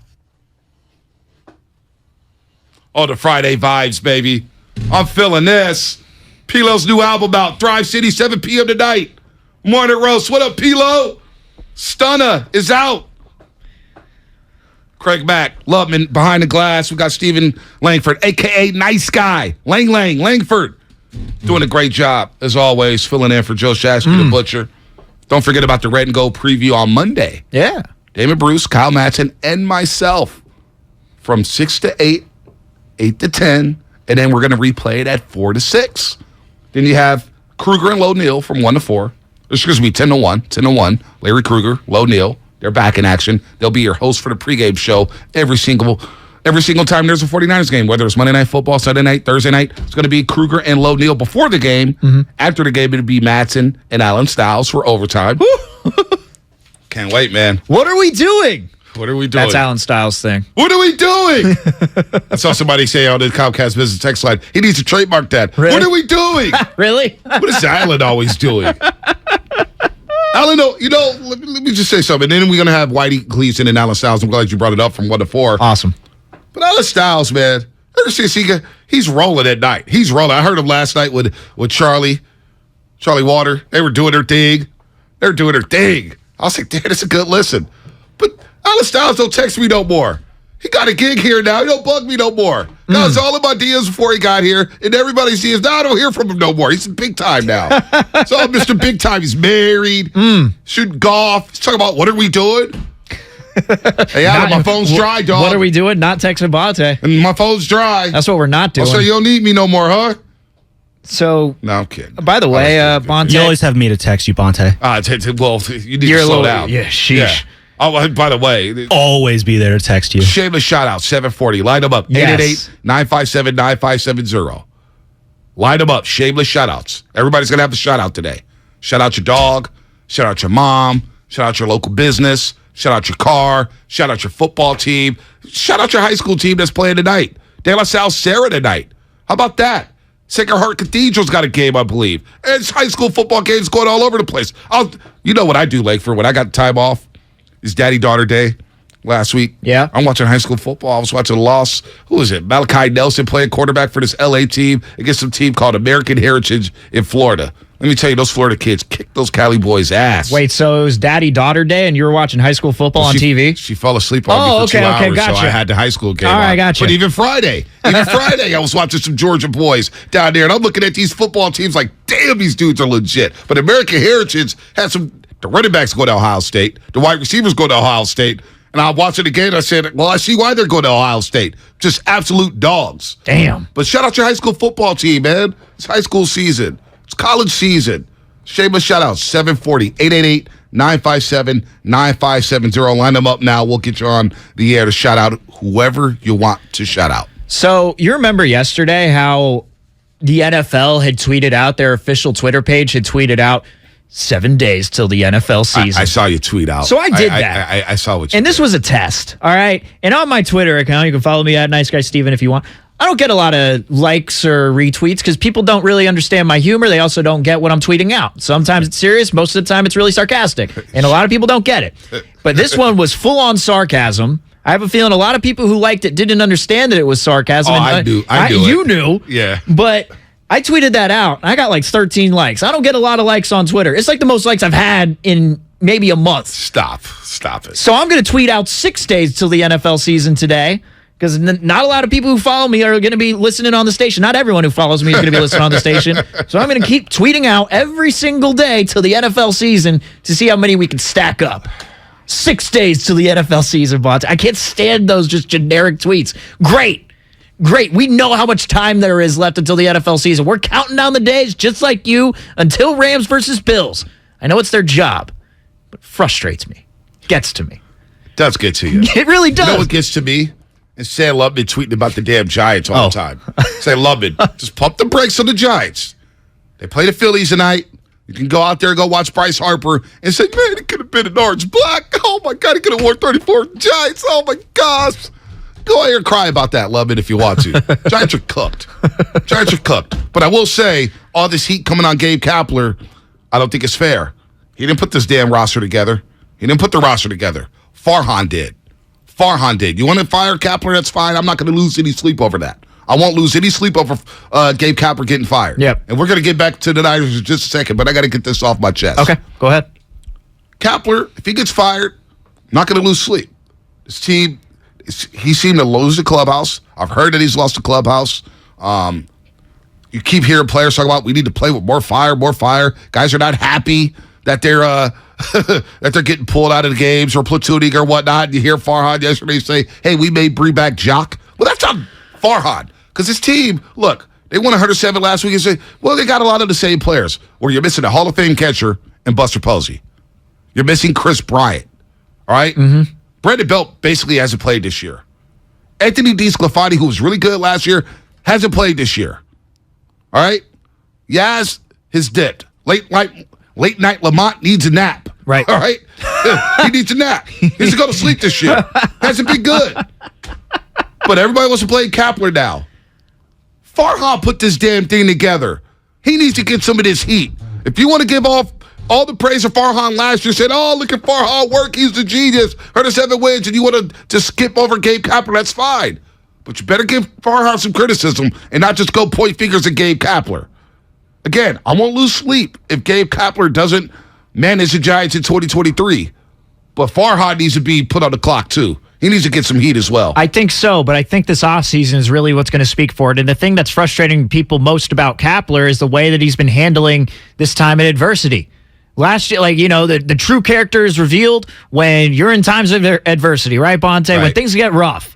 And when things have gone rough, it doesn't seem like Kapler has handled himself, nor has he handled the team particularly great. I'm watching the way that Logan Webb's talking, the way that Rodon and Wood, and I understand it's not on the manager to fire up a team, but it's partially there. Like, it's okay to call out your players. Like, your team stinks right now. It's okay to mention that they stink. But I do think that Farhan, I think he understands that the clock is ticking here. Like, dude, if you don't make any sort of moves this offseason, and sure, whatever, you bring Jock back, you bring Yaz back, okay, fine. Like, you can get them on a cheap deal, you bring them back, all right, cool, whatever. That's better bring some other pieces. But you can't have them as starters. You better bring some big boys. I better not be seeing Jock Peterson out there in left field next year. And let me tell you, you bring back Yaz and Jock, and that's it, and Rodon leaves, there's going to be a lot of empty green seats at Oracle Park. But there has to be something else, some other sort of moves that they make. You got to get someone from other teams. All right, you retain Jock and Yaz, fine, but this offseason's huge. And again, we're going to get back to the Giants. This text here, we kind of hinted at this yesterday. I can't wait. Shazzy's going to be back on Tuesday. Garlic Fries and Baseball Guys with Mark Willard. I wonder what they're talking about. Nice. Comcast Business Text Line 650. Bonte, if the Giants had any balls, they will make an entire regime change right now. The slate is clean for the new guy. I don't trust Farhan. I don't trust Kapler. Okay, but who's the new guy? Because then the new guy comes in, then all of a sudden you don't trust him. Because Giants fans are fickle like that. That's how it's going to go. You know that, I don't know, right? but you know what, though? You know that. But Giants make... you're going to be out on the next guy 2 years later, too. Maybe. After they build it down. Well, also, how attractive is the Giants' job if you fire Farhan right now? I mean, a lot of Farhan's well-respected in this industry, and then he gets fired. Why are you going to come here? It's like, well, Farhan got a quick hook. What kind of a hook am I going to get? Well, you know why? Because you're going to have a pocket full of cash. You're not going to have to deal with Brandon Belt and Brandon Crawford. True. Right? LaGoria. You get to just look at the farm system, reevaluate it, and go from there. It's a clean slate in a premier organization with the Giants. But right now, I'm going to play the Richard Sherman sound talking about the Niners culture. Yeah. What's the Giants culture like right now? Because it don't seem like the culture, it feels like it's fractured. It feels like the clubhouse is turned on Kapler. It feels like people don't really believe in Farhan. You start to hear little murmurs about Farhan or whatnot. And look at this. After Giants, let's talk West Virginia Pitt game last night. Look, trust me, I would love to talk about West Virginia Pitt. Backyard Brawl was sick. Well, sick. Heinz Field. Did you hear Gus Johnson's call for Purdue and Penn State? Oh, yeah. He lost his voice. Yeah. It's not even week 2 yet. Penn State. Love me some Gus. Yeah, man. That's when you know it's the NFL or the football season, rather, not the NFL season. You know when Gus Johnson is on the call for Purdue and Penn State, and he's going off at the end of the game. But if people want to get rid of Kapler, again, I have no problem with that. You want to get rid of Kapler, I'm not losing 1 second of sleep over that. I won't. But damn it, we better start turning up the heat on Farhan. I told you this before I went on vacation. Farhan is on the clock. If everybody wants to call Farhan a genius, you just heard Lubman, producer Sam Lubman. He loves Farhan. He's one of the smartest guys in baseball. People respect him, blah, blah, blah, blah, blah. What I don't really give a damn how many people respect him. What I give a damn about is this team being attractive and watchable. and they're not watchable. And if you want to bring back Jock and you want to bring back Yaz and nobody else and not spend money, Okay, well, well, you're who going to said be they're not unwatchable bringing back again. any but nobody else, though, Bonte? He's open. Who the hell said that, though? Nobody said that. We'll see. You just did. We'll see if they... You just did. You said, Okay, you're going to bring literal? back Jock and Yaz and bring back nobody on this team. Who said they're not going to add anybody on this who are team? they gonna add? Who I are they don't gonna know. add? Somebody. Who? It's going to happen, Another 4A Bonte. guy? I don't know. Another platooner? I don't know. You ain't bringing Somebody in the offseason. Aaron Judge ain't coming. You got free agents? Who?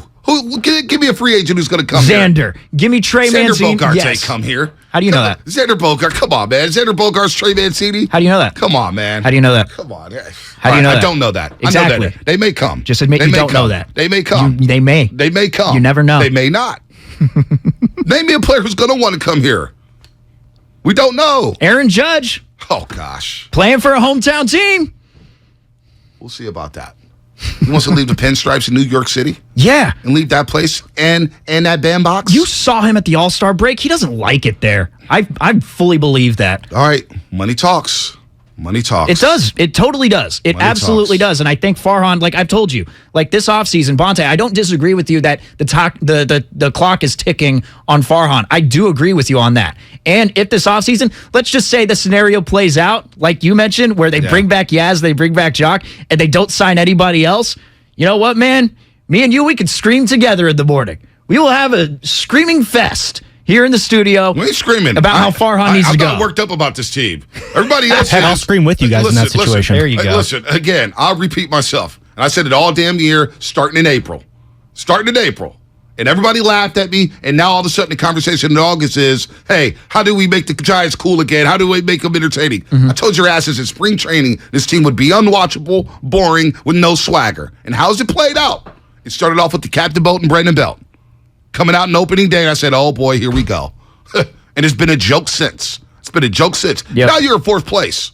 Diamondbacks are better than you. And they've already had a jump start on their rebuild. Yeah. They're better than you. Okay, fine. You can buy into the Diamondback stock. I will. I'm buying the stock. All right. They got some ballers. All right? The Padres got ballers. We know about the Dodgers. Yeah. Ballers. Padres and Dodgers all agree with you on that. But the Diamondbacks, they seem to do this every single year where it's like, oh, they got all this homegrown talent, and then they somehow botch it because that's what the Diamondbacks do. I don't think they're going to botch it this time around. You never know. The dude Cobra, what's the dude? Corbin looks good. McCarthy looks good as a DA. They got some ballers, dude. They got some. I'm telling you, man. I think we're entering the dark ages of the Giants. I really do. But we'll see. We'll see if they bring in a Judge. Wake me up when that happens. All right. But right now, all I'm saying is Farhan has to do something. And it can't just be firing Gabe Kapler because that's using him as a scapegoat. No doubt. We all know that Gabe Kapler, right? Gabe Kapler gets the lineup from Farhan. We all think that Gabe Kapler is the puppet for the Giants. We all think that they all have a plan together, a collaborative effort. But you're going to fire Kapler and blame it all on him? Nah, man. Not going for it. Farhan. If we're going to turn up the heat on John Lynch, I'm going to turn up the heat on Bob Myers, we're going to turn up the heat on Joe Lacob, we already call it Farhan the smartest guy in the room. I'm not doing that. We've turned down the heat on John Lynch and Bob Myers. We've done that for a while. Because we came to our senses. The heat was there, though. We came to our senses. Right. We came to our senses. But we also gave him a little bit of time. I know Farhan has been given more time than them, and you're going to hit me in the face with, well, it's been 5 years, Langford. No. It's been 5 years, Langford. He got to pass for the first 2 years. He got to pass. Because you couldn't do anything the first year with Bochy. Right. I get all that. Pandemic year, whatever. Yeah. No, I'm with you there. Like in terms of the development and the pandemic shocking their like. Look, I go back to the 2019 draft, Bonte. Yeah. Right. And Hunter Bishop, he was taken with the 10th overall pick. Yeah. In the top 11, I believe 6 out of those top 11 picks are all up here in the league right now. I think Adley Rushman, who you just talked about, is on your fantasy team. Yeah. Bobby Witt Jr. is right up there. He's on my fantasy Alex team. Manoah, who just made headlines at the All-Star game, being mic'd up and everything, and going after, I forgot who he was going after. Was it Josh Donaldson? I can't remember. No, I think Rondo Cody Jr. That's right. Yes, it was. So, look, man, like I understand where you're coming from, but I personally think, and trust me, if he gets rid of Kapler, doesn't make any sort of flashy move at all this offseason, then next year it's going to be, all right, Farhan, what the hell are we doing? I'm pulling an Alan Stiles. Sorry, Alan Stiles. Maybe you should trademark it. I'm stealing it. What the hell are we doing then? if you don't make any sort of move this offseason because of what these other teams have done. You got to adapt, you know? Where's Hunter Bishop at right now? Oh, he's in high A. Eugene. I'm a big Emeralds guy, Bonte. Big Emeralds guy. Wow. 925, good question. Where's Von Brown? Wow. He's called up to Double A. He's waiting to get his due. He's had one game played so far. Don't let Von Brown fail at the major league level. Please don't. Go look at his Instagram. Dude's Comcast ripped. Business. By the way, shameless shout-outs coming up in 7 minutes. Line them up, 888-957-9570. Already got a couple shout-outs on the personal text line. We got some shout-outs on the Comcast Business text line. Line them up. We want to hear the shout-outs on the air. On the air. If you want to shout out your mom, you want to shout out your school, want to shout out your sibling, shout out your dog, shout out your candy bar, whatever you want to do. 888-957-9570. I don't know why I thought candy bar. I don't eat candy, but it is what it is. Hey, man. I mean, come on. What do you want to shout out? Like, you want to shout out $100,000? Shout out to Pilo. I think he produced that song. Yeah, he did. Heath Bar. I want to shout out to Heath Bar. By the way, I'm seeing the text because Donovan Mitchell did get traded to Cleveland. 650. Y'all do this every few years. Otani, Giancarlo Stanton, Bryce Harper, and we're going to do the same thing with Aaron Judge. The San Francisco Giants are the West Coast New York Knicks. Always in contention to go get a star, and a swing and miss. Yeah. And a swing and miss. Yeah, but at least, we're not like the actual Knicks organization when, they thought they were going to get Zion Williamson before the lottery happened and they were putting Zion on all of their season ticket promotions. Did you remember that? Yep. They had Zion photoshopped in a Knicks uniform. And then when the lottery happened, it did not happen. Zion did not come. And now they're trying to trade the guy that they ended up drafting behind Zion and RJ Barrett. They were trying to trade him for Donovan Mitchell, and the Jazz said, nope. Get back to the Niners. Yes. Into the Niners because they have a good culture. They do. And here's what Sherman had to say about the 49ers infrastructure. The thing about this 49ers team that nobody's mentioning, it's a team full of great people. That's the part you're not mentioning. These aren't selfish people. You don't hear about a lot of me guys in that locker room. And Jimmy's the last one who would be that way. They think about team, teammate, then self. So people are like, why isn't Jimmy saying something? Why isn't he getting upset? Why isn't he saying trade me and do all this? Because the philosophy is team, teammate, self. Self is third. When you teach that philosophy and you have that culture, then guys aren't thinking me first. Hey, if this is what's best for the team, this is what I'm going to do, and I'm going to wait for my opportunity. If my opportunity comes, I'm going to step up and do what I need to do to help my guys get to another Super Bowl. Culture, team. 5 minutes, shameless shout-outs, 888-957-9570. Line them up there. I see some calls on the board. Get in here, get out. How can anybody dispute that? Like, nobody, you can't dispute that. The only thing that I'll say to that, though, Bonte, because we've been talking about this through the week as well. Like, the worst case scenario is that Debo doesn't feel like he's getting enough touches. Then Debo's going up to the GM saying, hey, you just paid me all this money and you're not going to get the football in my hands because Trey and Ayuk are going off. Not saying it's going to happen, but that's a worst case scenario. Like, the only difference is, like, a majority of these guys have been within this locker room that Sherman was a part of, but he hasn't seen a Debo Samuel who realized his full potential of being a top 10 player in the NFL. Like, your ego can change a little bit when you turn into that. So I do think the culture's strong though. Overall, like Kyle and John created that. You believe in culture? I do. With sports teams? Yeah. Because I do too. Yeah. I do too. I think when you look at Lynch and Shanahan since they've come aboard in 2017, most of the leaks have stopped, right? Now there's been smoke screens with Jimmy Garoppolo, but Jimmy's back. You think about the adversity of 2020, the pandemic season, and having to play your last 5-6 games in Arizona. You don't even have your home game. You're not even in the state of California. You're locked up in a hotel room all night long, right? You're doing Zoom meetings, getting ready. And you still had nobody really turn their back on Kyle Shanahan. Nobody. Guys have gotten their money. Guys who have left have spoken highly of Shanahan in the organization. Jed York has got to step back. Parag Marate's doing his thing with the contracts. The Niners are in a great position. They look like a stable franchise. And you couldn't say that in 2016. You couldn't say that in 2015. Things were murky in Santa Clara. But the culture of the 49ers, having the star power that they do have, and these guys haven't even batted an eye. They've welcomed Jimmy back. Trey Lance feels like he's a starter, and I think Trey Lance is going to be better for it. I don't believe the notion that it's an indictment on Trey Lance. It's an indictment on if we lose Trey Lance, you're going to end up like the 2018 and 2020 49ers and not like the 2019 49ers. So the culture, I do believe in it. I think it's strong, just like the Golden State Warriors. Now you could say, well, the players. It's all about Steph Curry. He is the culture. But he set the tone. And look at how everybody's falling in line. Andrew Wiggins, what do you say in the playoffs? If I come off the bench, it is what it is. It's about winning. Jordan Poole, the most important thing I've learned, it's about winning.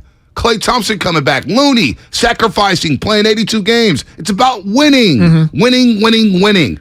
That's a culture. That's a good culture. So I like what the 49ers have done this week. I am currently in... I'm going to do the thing where I show off that I'm reading a book, but I am reading a book. The Three-Ring Circus by Jeff Pearlman, talking about those Lakers dynasties with Kobe and Shaq and Phil Jackson. That's rated Showtime book. Yeah? It's pretty good. Pretty good? Pretty good. Pearlman's a good writer. Did it live up to the show? It was better than the show. Really? It was better than... I'll let you borrow it. Seriously. It's a good book. But so I'm in the middle of this part right now where Kobe and Chris Childs got into it. Right? There's a moment. Oh, yeah. I remember watching that game live. NBA on NBC. Yes, and he says hit him with a 2-piece and a biscuit. Yep. That's what Chris Childs said. Okay. Right? So, like, they were talking about how the team was just, there were trade rumors going on with, guys like Glenn Rice, for example. They had him, Shaq.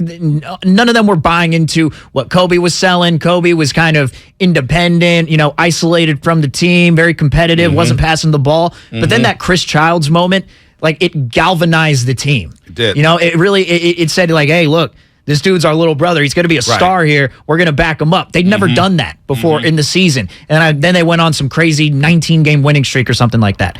But I'm saying maybe this moment here is going to be...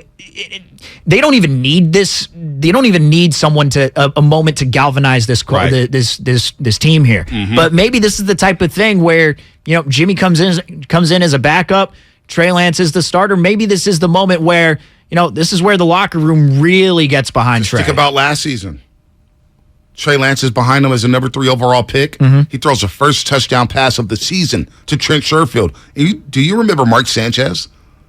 He was the analyst for that game. And he goes, boy, I don't care what anybody says. When you're a starting quarterback, and you see another guy come in there and throw the first touchdown pass, that's got to hurt. But they withstood the noise. Yeah. They were 3-5. Yeah. They were 3-5, and everybody did Arizona game. Remember that show? We played the highlight over and over with Eno Benjamin trucking Jay Kirkpatrick. And people were mad at me for playing it over and over. It was rock bottom. I actually, I was not here that day. You were not there? I was in Texas that week. Oh, boy. So I was gone. I was in Texas that weekend, excuse me. So when we came back here, I didn't hear that. Man. I didn't hear that Monday show. It was Kevin Kugler.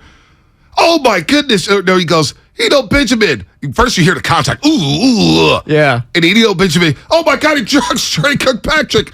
Oh, my goodness. And that was rock bottom.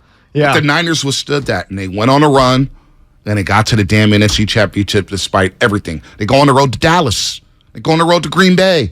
So the culture, I do believe in culture. I'm with you. I believe in culture. No, I totally do. If you read anything, you watch anything on any of these previous teams that have won a championship, like the culture was strong within those locker rooms, no matter which championship team you're talking about. It's very rare where you say, you know what?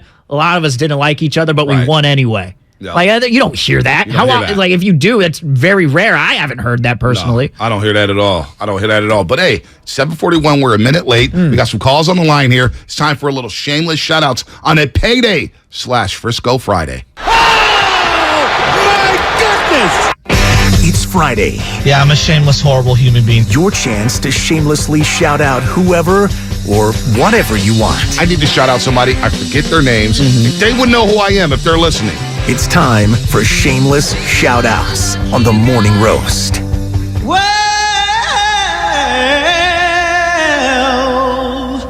you know you make me wanna shout. Wow, we have a lot of shout-outs here. We haven't done this in a while. It's good to get back into it every single Friday on the Morning Roast. I'll start off with this one. 864 Comcast Business X Line. Shout out to my pregnant wife, Susan, that's been in Oakland. Hey, have a healthy pregnancy. Hopefully it's a baby girl or boy. Healthy pregnancy. Shout out to Susan. Shout out to my fiance. Just got another promotion. I don't know where that is from the 650, but shout out to your wife for getting a promotion there. Lafer, what you got? So we were shouting out high school football teams. Didn't you go to Washington out here in San Francisco? I did. So it looks like my high school team, Irvington, over in Fremont, is playing Washington tomorrow. The Eagles? Yeah. Where at?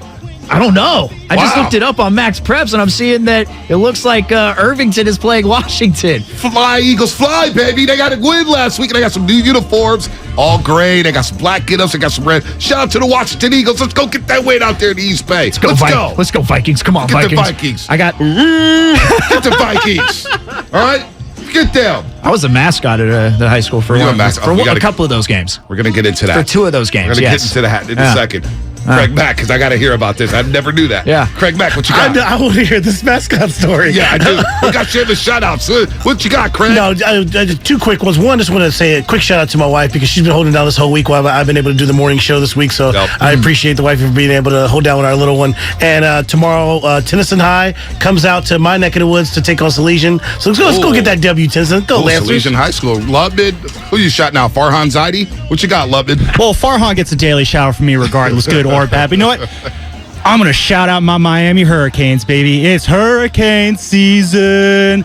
Of course, Canes got Bethune-Cookman tomorrow, so maybe the season starts next week against Southern Miss. But Tyler Van Dyke, baby, I'm feeling good about the Canes this year. Can we save that hurricane season, please? Yeah. I don't know when we're going to use it, but that needs to be saved. We'll save it after November 7th after Miami rolls over Florida State. 2 quick ones before we go to the lines.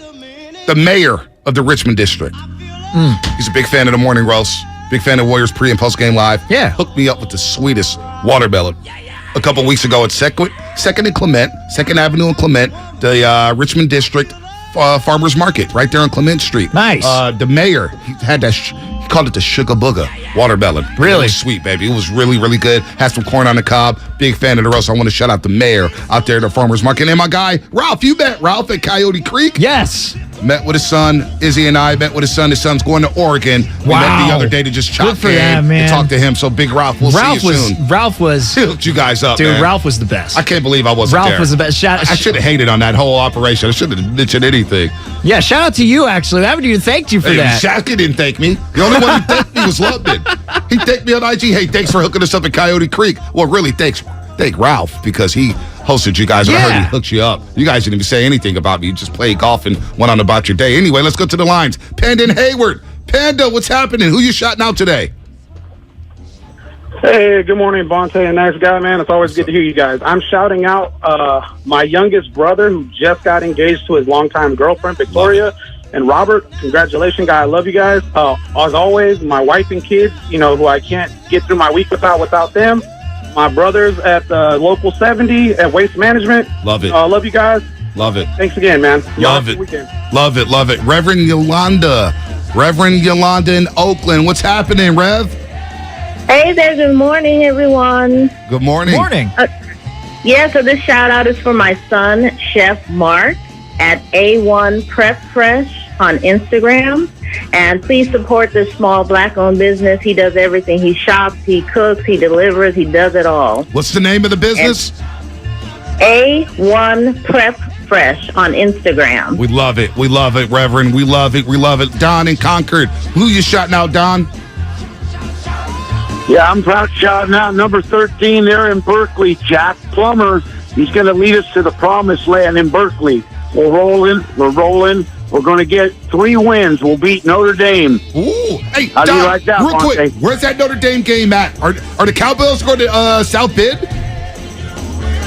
No, it's in Notre Dame. It's in 3 weeks. Yeah, South Bend. We're going to win all 3 games. Oh, wow. Look at the Cowbells going to South Bend. Thanks for the shout-out, Don. We're getting a couple here on YouTube, both in a row, from San Jose Jazz fans. Shout out Serena, shout out Nadal, U.S. Open runs continue. Legends, Venus, Serena doubles lose, but gets standing ovation, so shout out to them. Yeah. And Tyler Miller follows up. Shout out to the GOAT, Serena Williams. And you know what? I'm going to shout out whoever Serena Williams is facing tonight, Tom Lanovich, because good luck. Like she's in the 3rd round, 46th ranked player. I believe she made the semifinal of Wimbledon this year. But man, I'm looking at that 2nd round. I'm watching highlights, and I'm like, you haven't played in a crowd like you have with Serena. So good luck to whoever's playing Serena in the U.S. Open, because you are at a disadvantage right away. This is a good one. 415. Shout out my bookie who made a killing off me yesterday with Penn State's game-winning TD and extra points. Shake my head. Let's go to Steve in Santa Rosa. Steve, what's happening? You're on the road. Who you shouting out? I want to shout out the one man in the Giants universe that keeps it real and that's you, Bonte. I'm with you 100% about the Giants. Dump Brandon Belt, dump Farhan, and let's make some real moves with this team. You keep it real. You tell it like it is, and that's why I'm giving you this shout-out. I appreciate that, Steve. All I know how to do is keep it a buck, man. Hey, it's a gift and a curse. No doubt about that. Bruno Vallejo. Bruno, what's happening? You're on the roast. Hey, what's going on, my man? Hey, I want to give a quick shout-out to my man pitching today, young Jeffrey over at Hoover Middle School, pitching his first game of the season. Good luck, my man. Nothing but the best. Bruno, Hoover in San Francisco? Yes. Oh, that's my alma mater, Hoover Middle School. Yes, 14th and Santiago. Let's go, Hoover Hawks. Yes.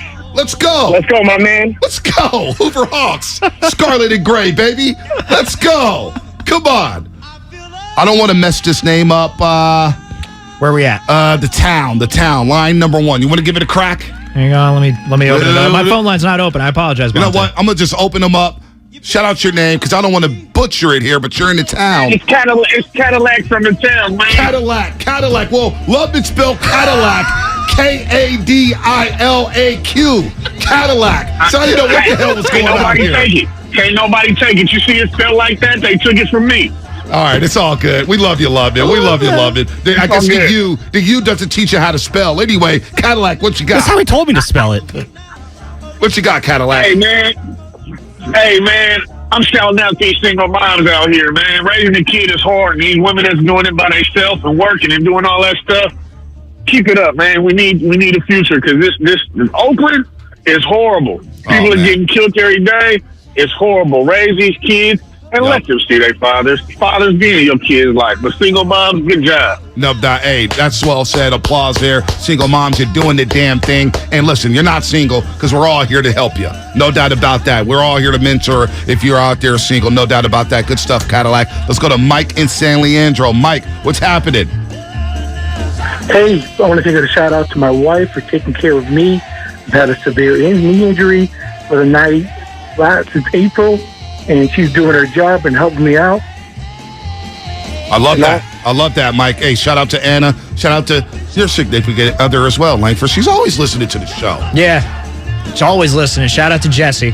Love me. Shout out to man. Listening, watching, judging. Yeah, she does. She does do it all. She does do it all. It's helps her get to sleep. Rolando in Napa. What's happening, Rolando? Enjoying Wine Country, man. I love you guys. You always keep it real, and you guys bring awesome job. 2 quick shout-outs. One to my amazing girlfriend, Jamie, for surprising me for buying a new Madden 23 game. So, because tonight I'm going to actually give another shout-out to Trey Lance. I want to go meet him tonight at a huge show at Santa Clara. I'm going to get that Madden game autographed by Trey Lance. I'm excited. Love that. Look at all the shout-outs here, high school football. Shout-out James Powell for starting his freshman year at Cal State Northridge. How about that, 707? Shout-out to Kai Hamilton for Valley Christian football versus Salinas tonight. That's a big-time football game. De La Salle, my nephew, freshman, playing for De La Salle. They're playing Sarah High School. I'm conflicted now. Do I want to try to conquer and go see that? Do I want to go to Tri-City and party with Pilo? Man, what do I do? Nick in Berkeley, what's happening? You're on the morning roll. Shout-outs, baby. Who you shouting out? Oh, man, my daughter, she's traveling around in Europe right now. She's in Vienna, about to go to Italy, man. And then I want to give a shout-out to all the roasters and 95.7 The Game, and all y'all be spitting sports all day long, man. Appreciate you, Nick. We love your participation. We love everybody on YouTube, Twitch, the Comcast Business X line. Field Ball Mike. How about this? My boy James, that's Big Game James on YouTube. What's up, Big Game? Field Ball Mike shout out all the people cheating and not getting caught on KBL over the weekend. Only Field Ball Mike can get away with some stuff like that. Duke in the city. Duke, what's up, Duke? Who you shouting out? That's my boy, Phil Mikey, man. That's how we do it, Mike. That's real big right now, and I appreciate what y'all doing for everybody. First of all, man, I want to represent, to Matson Terminal, man. Shout out to Matson Terminal and all the longshoremen and Local 10, 75, 91, and 34. Y'all got a lot of mechanics. And everybody out here that listen to y'all, man, they really support y'all, and they support what I do on the show as well, man. So we want to shout out them. My daughter, who just started Chico State as a freshman, man, I want to shout her out, man. You know what I mean? It's a beautiful thing having a daughter in college, man, and We trying to do big things, man. Love like the Niners finna do this year, man. And y'all and Nice Guy. And I know it's Nice Guy. I know I've been saying Wise Guy on my thing. You know what I mean? Nice Wise Guy. But I gotta make it sound frosty when I do it, baby. So Yes, I know it's sir. Nice Guy. And we're gonna hit you next Friday with these other bars, man. Okay, And we we gonna wait. do it just like that. Go Yes, sir, Niners. dude. I love y'all. I love Yes, you, Kay. yes, sir. Hey, We man, love I you went too, to Chico dude. State. She's going to a great school, man. No Enjoy. doubt. Enjoy Chico State. Shout out to the C-Logic's Teamster 70 at the Oakland Port. Niner Leo. Shout out to the Teamster 70. C-Logic Teamster 70 at the Oakland Port. 49er Leo with that one. And then last but not least, it's the one and only Big Dog City. We're going for a fantasy baseball championship, Big Dog. Don't choke in September, Big Dog. What you got? Hey, Ted, it's the nice guy over there, Steven. And I was just calling to say, I want to say go Eagles. Also, number 2 is Frisco Ballers. It's the dog days. I'm going for a championship against Waller Street. You better be ready. And let's go last but not least, Jimmy G. Way to be a champ. Yes. Backing up, man. Let's go. Hey, real quick, Big Dog. Shout out to horses, Yes, man. sir. Shout out to horses. The horses is next week. It's next week. City Slickers racing. We next week. We got big races out in Colorado. Love it. September 11th. Big Dog City, Wet, Little Go, Nance P, City Slickers. I just got word that my mom's listening, so you know what? Shout out to my mom, man. Shout out to Chitty. Jenny Langford. What did Chitty call him back? Chitty, you need to call us back. We need some wisdom. We need your knowledge. We got a little U.S. Open. She's got U.S. Open takes. Really? She has U.S. Open takes? Oh, yeah. Oh, I like that. Yeah. I love me a good tennis take. Yeah. Love me a good tennis take. I love me a good tennis bet. Maybe I need to get the bet on the U.S. Nah, you know what? Things are murky. I'm done. Hey, Jenny, Serena versus Tom Latovich today. Do we go over or under 1.5 sets? Oof. You know they do the points. Betting tennis is fun. Betting tennis is fun. Shout out to my twin boys who are starting quarterbacks for the 8 and under Yuba City Junior Honkers. Get that dub tomorrow, baby. And that will do it for this. That was a very fun, shameless shout outs on a Friday. Shout out to you, man. It's been a fun week. No, shout out to you, Langford. You make my job easy. Make my job easy. Shout out to Craig Mack filling in. Shout out to everybody out there who takes the time to listen to us. Shout out to Lubman. Shout out to Craig. Yeah. Shout out to 95.7 Game. With that said, it's time. It's time to talk about some injuries. It's time for the injury report. It really hurts. Brought to you by Boxer & Gerson, Northern California's premier workers' compensation law firm, helping injured workers get their lives back for over 40 years. Langford, the Dodgers are breaking down. Tony Gonsolin is going to have an MRI. I think he had an MRI yesterday.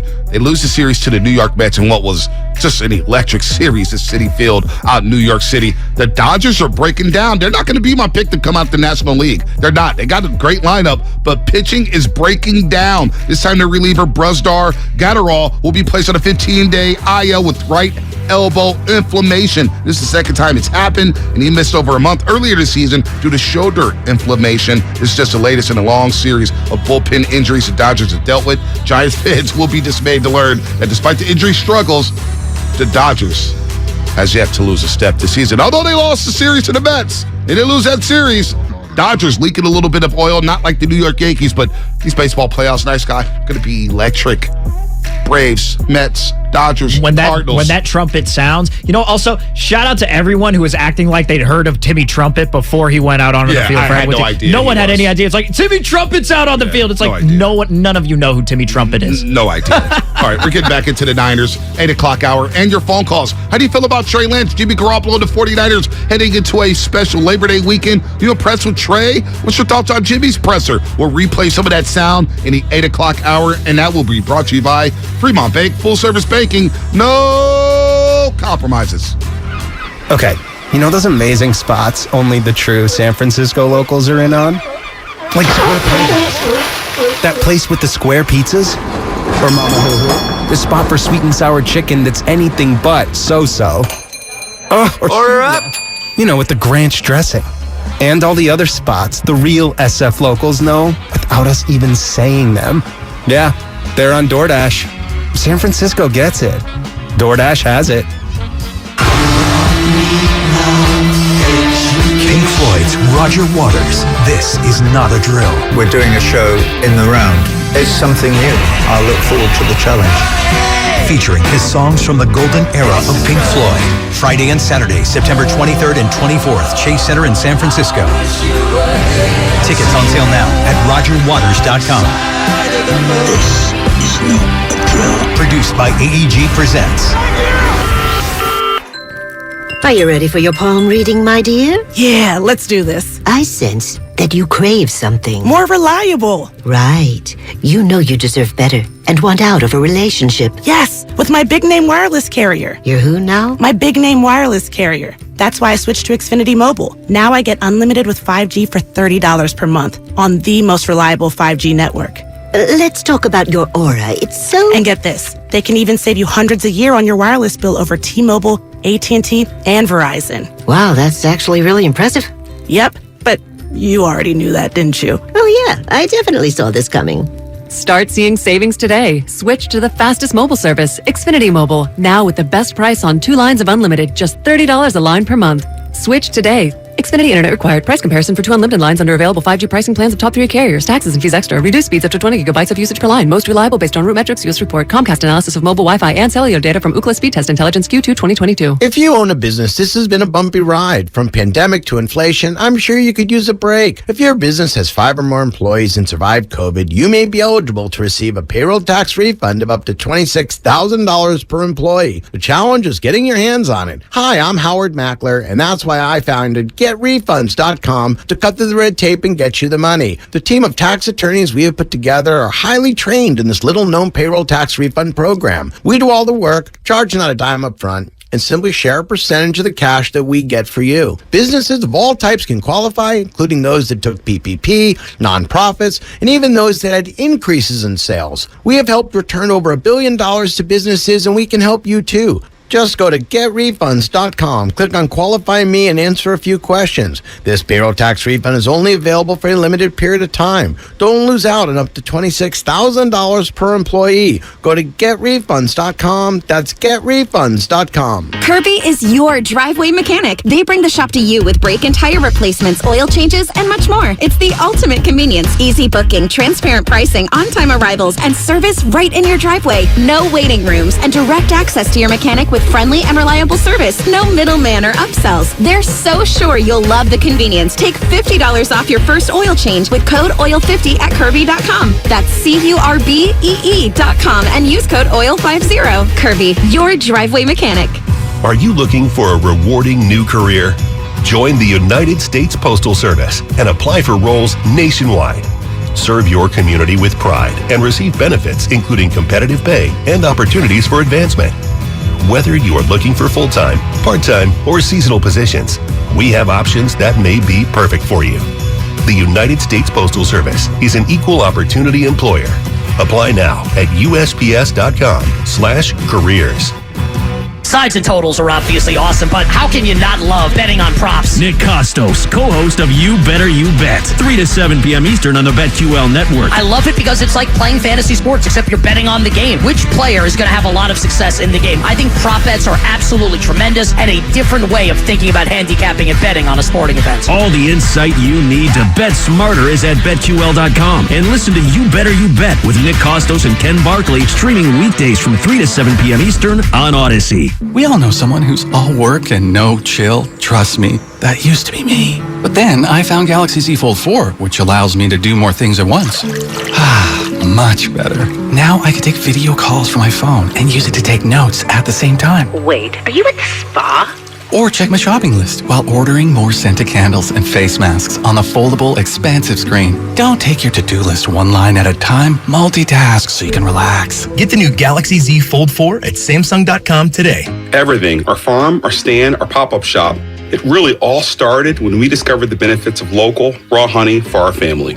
And then we decided to turn it into a business. We were looking for something to help us get up and running.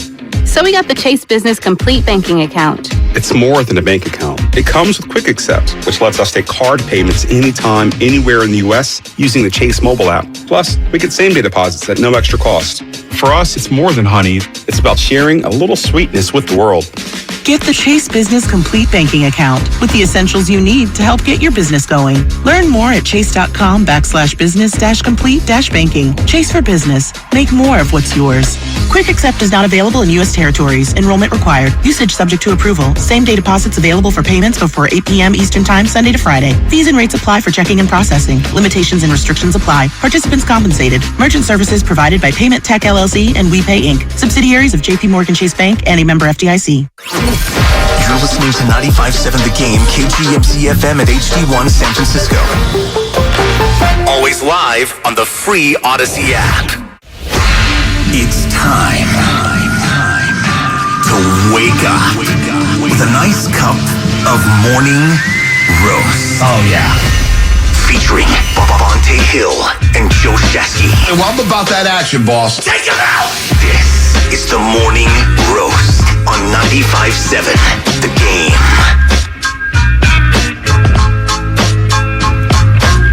Oh, baby. Oh, baby. Oh, baby. Oh, last hour of the show, we get a long holiday weekend. Although we do have the Labor Day special, baby. Yes. The Labor Day special. And it's going to start with the Red and Gold Roundtable. Kyle Madsen, your new host for overtime after every single 49ers game alongside Alan Stiles. You get Damon Bruce. And you get myself for a little Red and Gold Roundtable. That's going to be playing from 6 to 10. And then you get Kruger and Low Neal.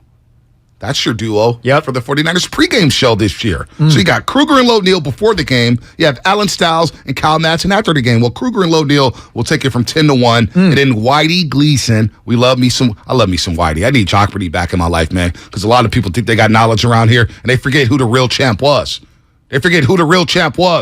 All the records you see in Jockberty, high score. You know, when you go to the arcade, you see all these high scores. Well, it's Bonte, Right. And then Dan Dibley.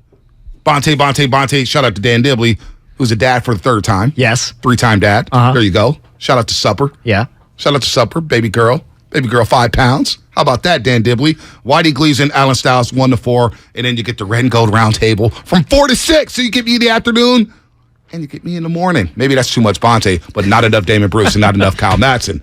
Well, in case you want to get that on paper in writing, you can go to our YouTube stream. You can catch us live on YouTube. We put that right up there during the commercial break, so you have time to peruse it, study it, understand what you're going to be doing on Labor Day. Of course, it's on all our social media platforms, 95.7 The Game on Instagram, on Twitter, anywhere. So you can catch that lineup. If you didn't get all of that over the radio, we have that in writing for you. We have that in print. So go check that out. Can't wait for that on Monday, though. That's going to be fun, man. A little round table in the morning. A little round table, and we get football. Yeah. What is happening? I know. We start to talk about it. It's been too long. It's been way too long. It's coming. And then before you know it, the Warriors are back.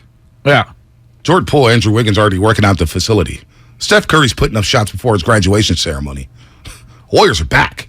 Folks, training camp's coming around for the Golden State Warriors. The champs are back. So you get the champs back, you get the Niners, and, you know, I know one of the things we're going to talk about on the roundtable is just how intriguing this 49er season is. I can't think of a season as hyped as this one with all the questions surrounding it. We know they have championship talent. We know that Nick Bosa is a great defensive end. I think Drake Jackson's going to be a great edge rusher on the opposite side of Nick Bosa. I love Ken Law's prospects. He looks hungry. He looks like he's in shape. He's ready to roll. Yeah. Armstead's back. We haven't even talked enough about Fred Warner Jr. All of a sudden, George Kittle doesn't even get mentioned, and we forget he's one of the best tight ends in pro football. You got Debo and Brendan Ayuk on the outside. Got Dre Greenlaw. Oh, my gosh. Jimmy Ward's going to be back after 4 games. Charvarius Ward hasn't been talked about, but that dude, number 35? No, not Charvarius. Mooney, Ward. Excuse me. Mooney. Get it right, Langford. Did we get that? Did we get the reasoning behind that? Why the nickname is? I saw it. His family, they wanted to short names because they had long names or whatnot. So Mooney. They called him Mooney. So Mooney Ward rocking that number 7. He's rocking number 7? He's rocking number 7. Okay, because it was 35 in training camp and practice. He switched up to 7. That's badass. That is badass. And you got Danny Gray. You know what Danny Gray's rocking? He's rocking 86 in preseason. Yeah. He dropped to 8.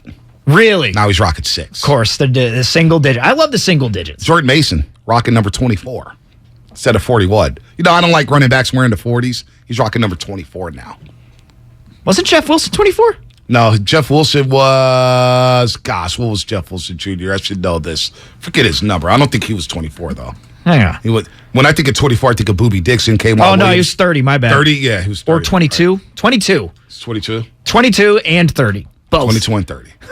So, this season with the 49ers, I would love to get some calls here in the last hour about how intriguing this season is. Is this... when you think about this, questions, hype, talent, unknowns. Right. I can't think of another season like this with the Niners. Like, Harbaugh's season was unknown, right? 2011, I did not think they were going to be that good, especially with the lockout season, Alex Smith coming back. I was like, all right, whatever. I don't really believe that this team's going to be any good. They were great, and they had a great 3-year run, although they didn't win a Super Bowl. They had a great run. Mm-hmm. The Steve Young days, you knew the Niners were going to be competing for championships. Right. But the hype, because the franchise is turning to the youngster and Trey Lance, 22 years old, and we all want him to be the quarterback here for the next 15 years. We think he'd be an all-time great, especially under Kyle Shanahan. Year 6 of Kyle Shanahan. Can you believe it's already year 6? That's crazy. Crazy. I just like the intrigue with the 49ers. You've been here a long time, Langford, at 95-7 a game. Have you ever experienced an intriguing season like this? The hype that the 49ers are going to have going into week 1? That Chip Kelly season just eclipses this one. Oh, my God. People couldn't wait for that. No, so Chip Kelly and Jim Tom Sula, that's how long I'd been at the station ever since those times were happening. And then you also had, Kyle Shanahan and Jimmy Garoppolo. Now, there was some intrigue for the next season, but when you have a team like this, which has proven that this roster, these players that are on this roster currently, the ones that we have just mentioned just now, like those guys, this should be a team that could get you to the playoffs, possibly NFC Championship bound. Who knows? Even the Super Bowl. Like, that's the roster that could take you to the Super Bowl, but you also got the quarterback. It's all with the quarterback. That's why there's so much intrigue there. Everything that's happened throughout this offseason. What's going on with Jimmy? What's happening with Trey? Trey in training camp looks good. All right, we got Sudfeld and Purdy. But now you bring back Jimmy Garoppolo. But all of it has to do with the starting quarterback and where they're going to be at this season and the fact that they have high expectations. That's what makes it so intriguing. And that's why, compared... You want to be in that position, too. Yes. How fun is this? How fun is this if you're a Niner fan? Everybody thinks you're going to be a top 4 team in the NFC, including the playmaker on Michael Irvin, who joined Damon Arado yesterday.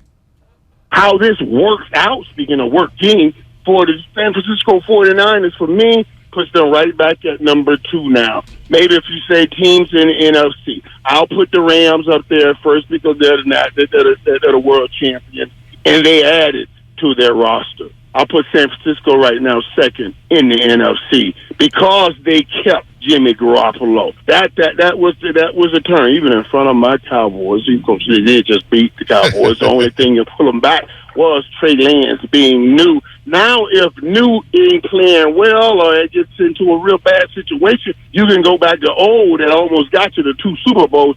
It's an incredible get for the 49ers. And be gone. Be gone with all of these damn people that always come up and well, you don't know what that does to Trey Lance. If it breaks Trey Lance, he ain't the right dude for you in the first place. That's all I got to say. So be gone with all of those people. That's all I'm saying. Be gone. But the most important thing, he believes they're going to be a top 2 team in the NFC, and I think we'll all take that right now. If the Niners are back in the NFC Championship game, I'll take my chances with this roster and the experience that they have, Langford. So Rams fans probably excited for this season. You're coming off a Super Bowl champion year. Rams fans looking forward to it. I'm sure there's some skepticism maybe around the offensive line without Andrew Whitworth, but other than that, they're probably very excited.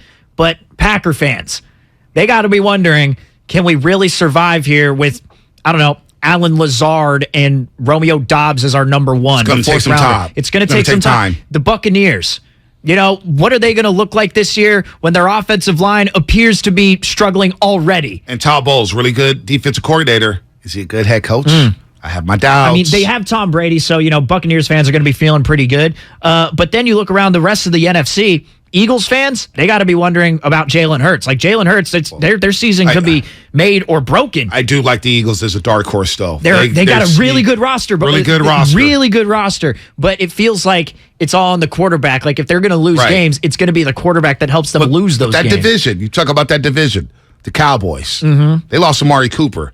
CeeDee Lamb's going to be the number 1 receiver for the first time in his career. I love CeeDee Lamb. Love him.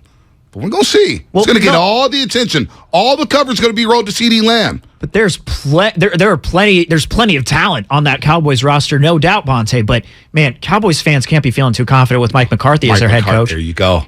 Like, come on. The game time decisions that he would make at the end of games, like, dude, it's not there. Like, they can't be feeling too good. You look around. Arizona, what's going on with the Cardinals? You know, the pass rush. I don't know if the pass rush is going to be there without Chandler Jones. The Cardinals are the biggest wild. Aren't the Cardinals the biggest wild card in the AFC? They are. I could see them winning 11 games, and then I could see them winning 6 games. Yeah. You just don't know. They get off the hot starts, and they fade. Right. They get off the hot starts, and they fade. Not to mention DeAndre Hopkins. What is he out? 6 games? First 6 games? Yes. Or is it 8 games? First 6 games. First 6 games. Yep. Cardinals they're a wild card, though. Yes. And I don't believe in Kingsbury as well. You continue to go down the list, though. The Vikings, they got this new guy, Kevin O'Connell. We'll see how it works out with the Vikings. So, I mean, they might, they might surprise some people. But you know what? Let's slow down with the Vikings for a second. You mentioned how the Packers have a lot of unknowns at wide receiver and that offense. Bakhtiari, we don't know how he's going to respond from all his major injuries. The Lions are in that division. I don't think they're ready to contend for that division, even though I'm rooting for them. I'm rooting for Dan Campbell and company. Hard Knocks has been fun. Everybody is. This is definitely the type of season where they get you to root for that team. Yeah. We'll see about the Bears in week 1. Mm-hmm. But the Vikings. Bears are going to stink. I think the Bears are going to stink. Yeah, they might. They'll be fired up for week 1. Yeah. Justin Jefferson, Adam Thielen, Dalvin Cook. Jalen Reagor, too. They just traded for. Who they laughed at under Mike Zimmer. Did you see the video that surfaced of the 2020 draft when the Vikings saw the Eagles took Reagor? Right. They were happy to get Justin Jefferson. Yeah. But Justin Jefferson, Jalen Reagor, who does have speed. I wouldn't quit on this young man. He's got speed. No. Adam Thielen. And then Dalvin Cook if he could stay healthy. They got a good backup. Who was it? Madison. Alexander Madison. Yeah, number 25. But point being, Bonte, those are teams, and then you even go to Carolina. But Minnesota could contend. They could win that division. Sure. I think it could be a sleeper team. But those are the top, really, 8 teams in the NFC. Because the rest of it, you got Carolina, New Orleans. Maybe New Orleans can be good. I don't know. Michael Thomas doesn't appear to be getting back onto the field. Jarvis Landry. Chris Olave, Ohio State. Yeah, Chris Olave's looking like a beast. Everyone's really high on Chris Olave. The Commanders, Carson Wentz. Just don't know about them. Don't know about them. The Lions, the Giants, the Bears, the Seahawks, the Hawks. There are question marks surrounding a lot of those teams. And there's question marks surrounding the 49ers, but you got a good head coach. You got a stable culture within the locker room. Yep. You got a defense that should be top 5. You got Debo. You got Ayuk, who's poised for a breakout year. You got good running backs. You got a plethora of running backs. The offensive line, that's the biggest question mark going into the season. Certainly the question mark. That is the biggest question mark going into the season. The offensive line. Now they brought in Hance, the young man from the Cleveland Browns, who's a swing guy, right? Plays guard, plays tackle, plays center. We'll see what he does. If you're we're not talking about Aaron Banks. Maybe he has to look over his shoulder. Instead of Trey Lance always looking over his shoulder, where's some of these offensive linemen, especially guard, center, guard? So that's the biggest question mark. And if the offensive line is solid, if we're not talking about the offensive line this season, that is a good thing for the 49ers. So they're right there with the best of them. Scheme around it. Look, Shanahan, if you're the one test, it's not just to, try and prove that you are this play caller that you are without Mike McDaniel there as your run game coordinator, but also scheme around having an average offensive line, below average offensive line. Get away from it. We're going to take some calls here in just a second. Travis, we see you. If you're on hold, stay on hold. 888-957-9570. I want people to react to this because Michael Irvin, a lot of people were talking about when Jimmy Garoppolo signed, whether it's going to fracture the locker room, whether it's an indictment on Trey Lance or the backup quarterback or whatnot. Here's what Michael Irvin had to say about the locker room, the culture, and how Jimmy Garoppolo being back will affect the 49ers locker room. I do not believe that you guys are in danger of any of that. This transition, Debo and all the guys, they are going to be there for Trey, and they know. I don't know why guys think that we don't know that it takes time for young guys to learn the game. And the best thing to do, the best reps to get to learn the game is being in the game. So this team knows, they're smart enough to know, hey, obviously, we did some great things with Jimmy Garoppolo. But there's a ceiling there. And obviously, they obviously believe there's a ceiling there, and this kid breaks us through the ceiling. We all in that locker room had to go through growing pains.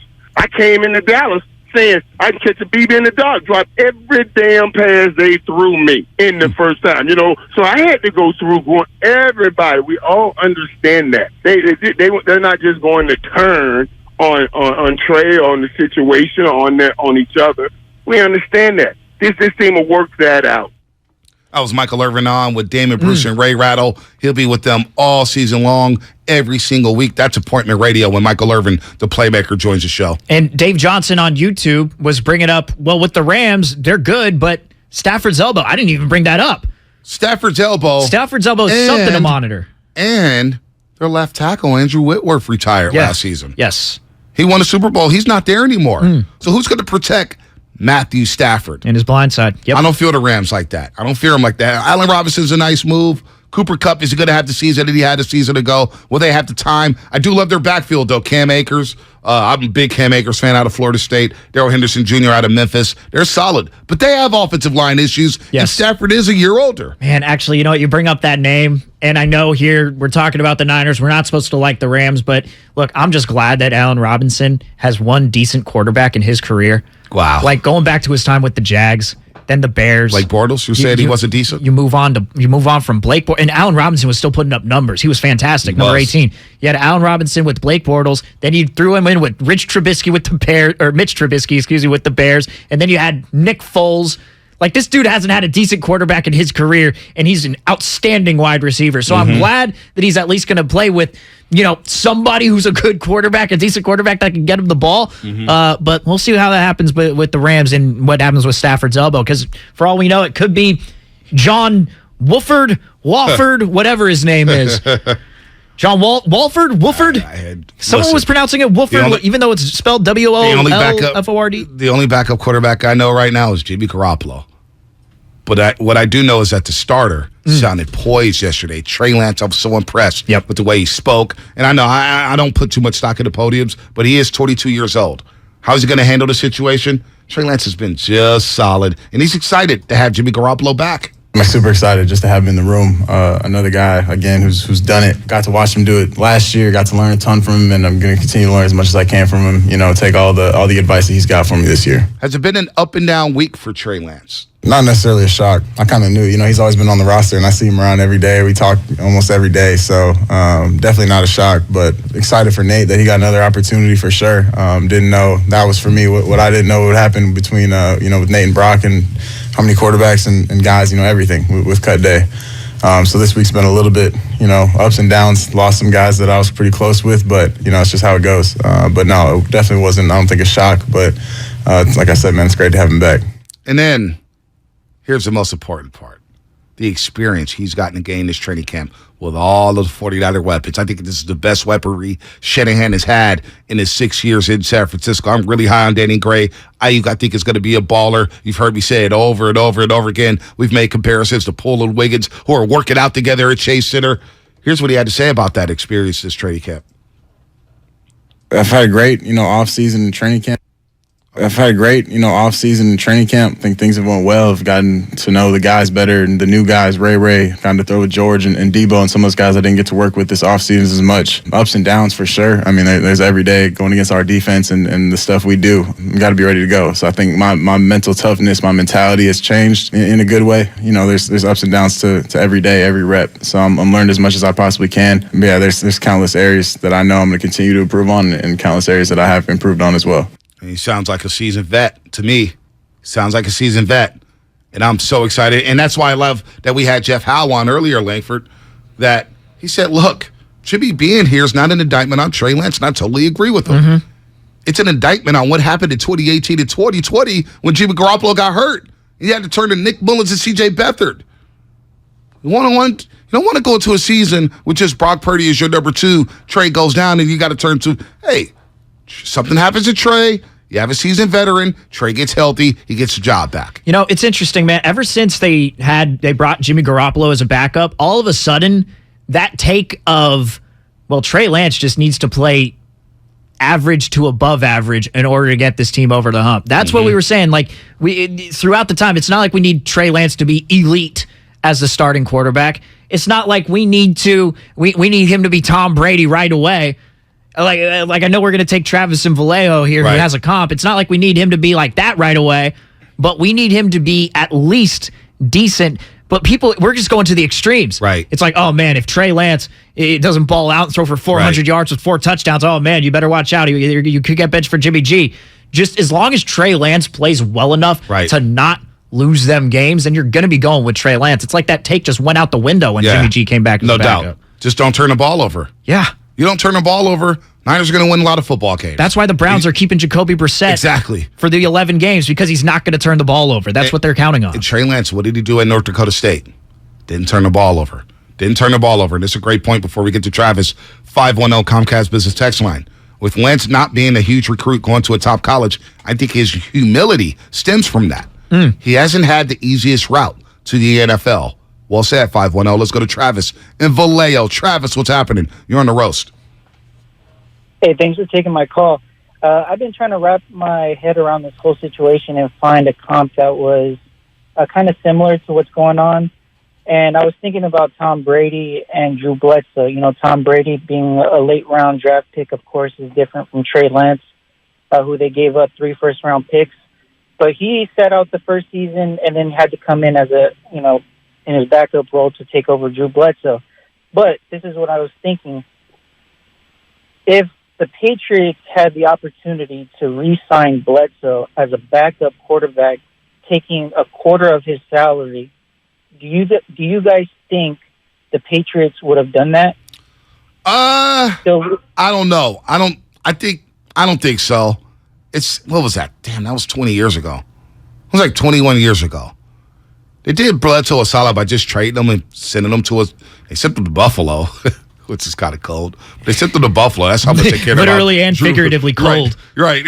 And it's kind of how they felt about Drew Bledsoe. Yeah, you can go to Buffalo, whatever. And I remember they beat the Patriots that year in the first game of the season, 31-0. By the end of the year, the Patriots returned a favor and beat the Bills, I believe, 31-0. You can fact check me on that. I believe that's accurate. I don't know. The Patriots had their guy. He had to go to Tom. He had to go to Tom Brady. They did what they had to do, and it worked out for them. That's all we know. I mean, you had a quarterback who had proven that he can win in the big games already. Like, I don't know, like, let's just say last year, if Jimmy Garoppolo was starting through the season and they get to the NFC Championship, hell, they get to the Super Bowl, but they do all of that in the playoffs with Trey Lance as the starting quarterback. Man, and take away the offseason shoulder surgery and take away all of that. I mean, I don't think the Niners are bringing back Garoppolo as a backup if they see Trey Lance and they witness him actually winning a Super Bowl. I don't think that's gonna. Yeah, I don't know if that would have happened. That's an interesting comp, though. Interesting, very interesting. I don't know. I don't believe so. Yeah, I don't either. No, a little different. On the other side, we got to get you being the mascot. I got to hear that before. A couple of games. Here. Yeah. Also, your thoughts on the Donovan Mitchell trade, because the NBA is right around the corner. Right around the corner. Woo-hoo. We got big trades. Yeah. One thing we do know, the Utah Jazz will not be a factor. Well, I don't really believe they were a factor in the first place. I thought they were fraudulent anyway. Good regular season team, postseason. Yeah, they're going to get bounced. They pulled the plug on it. Danny Ainge and company. I want to get your thoughts on Donovan Mitchell going to Cleveland, Ohio, and not New York, New York. He's not going to New York.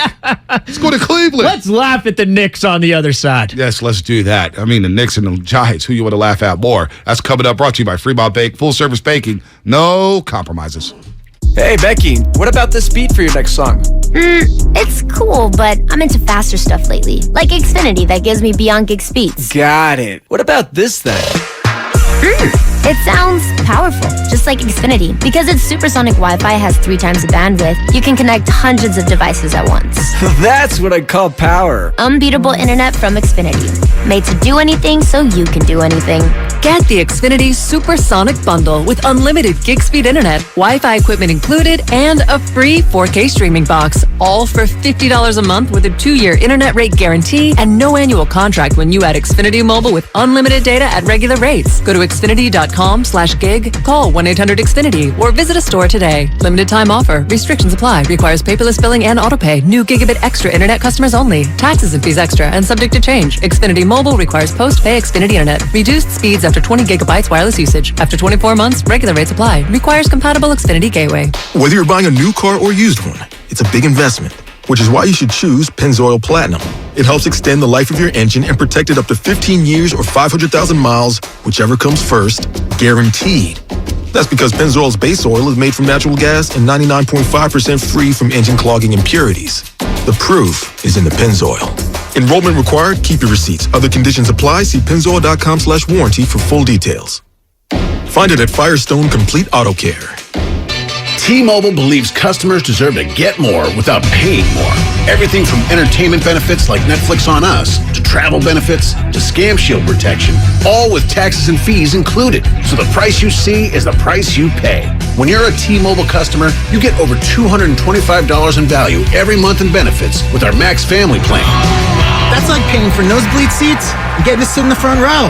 That's right. At T-Mobile, your family gets over $225 worth of value and benefits with our Max Plan each and every month. Plus, with our Price Lock Guarantee, we won't raise your rate plan price for talk, text, and data ever. That's like paying for a cab and getting a stretch limo. At T-Mobile, you get value beyond the expected. Qualifying service required. Value based on included monthly benefits. Sales tax and regulatory fees included in Max's monthly price. Price Lock guarantees rate price of talk, text, and data for new accounts with qualifying service. Exclusions apply. See details at T-Mobile.com. Breathe new life into life at home with IKEA Festival. 10 topics, one purpose. To get more out of the homes we love. What are you passionate about? Art, dance, music, food, fur babies. Get inspired, create, and share with us. With celebrations, giveaways, IKEA family offers, and live streams with expert advice. It's all happening at IKEA Festival. Join us from August 26th through September 10th online or at your local IKEA store. Learn more at IKEA-USA.com. Okay, you know those amazing spots only the true San Francisco locals are in on? Like Square Pizza. That place with the square pizzas? Or Mama Hoo-Hoo? The spot for sweet and sour chicken that's anything but so-so. Order up! You know, with the Granch dressing. And all the other spots the real SF locals know without us even saying them. Yeah, they're on DoorDash. San Francisco gets it. DoorDash has it. My heart was racing just making spaghetti. I could have waited to tell my doctor, but I didn't wait. I was short of breath just reading a book. I could have delayed telling my doctor, but I didn't wait. They told their doctors and found out they have atrial fibrillation, a condition which makes it about 5 times more likely to have a stroke. If you have one or more of these symptoms, irregular heartbeat, heart racing, chest pain, shortness of breath, fatigue, or lightheadedness, this is no time to wait. Contact your doctor. Brought to you by Bristol-Myers Squibb and Pfizer. Pink Floyd's Roger Waters. This is not a drill. We're doing a show in the round. It's something new. I'll look forward to the challenge. Featuring his songs from the golden era of Pink Floyd. Friday and Saturday, September 23rd and 24th, Chase Center in San Francisco. Tickets on sale now at rogerwaters.com. Produced by AEG Presents. Are you looking for a rewarding new career? Join the United States Postal Service and apply for roles nationwide. Serve your community with pride and receive benefits including competitive pay and opportunities for advancement. Whether you are looking for full-time, part-time, or seasonal positions, we have options that may be perfect for you. The United States Postal Service is an equal opportunity employer.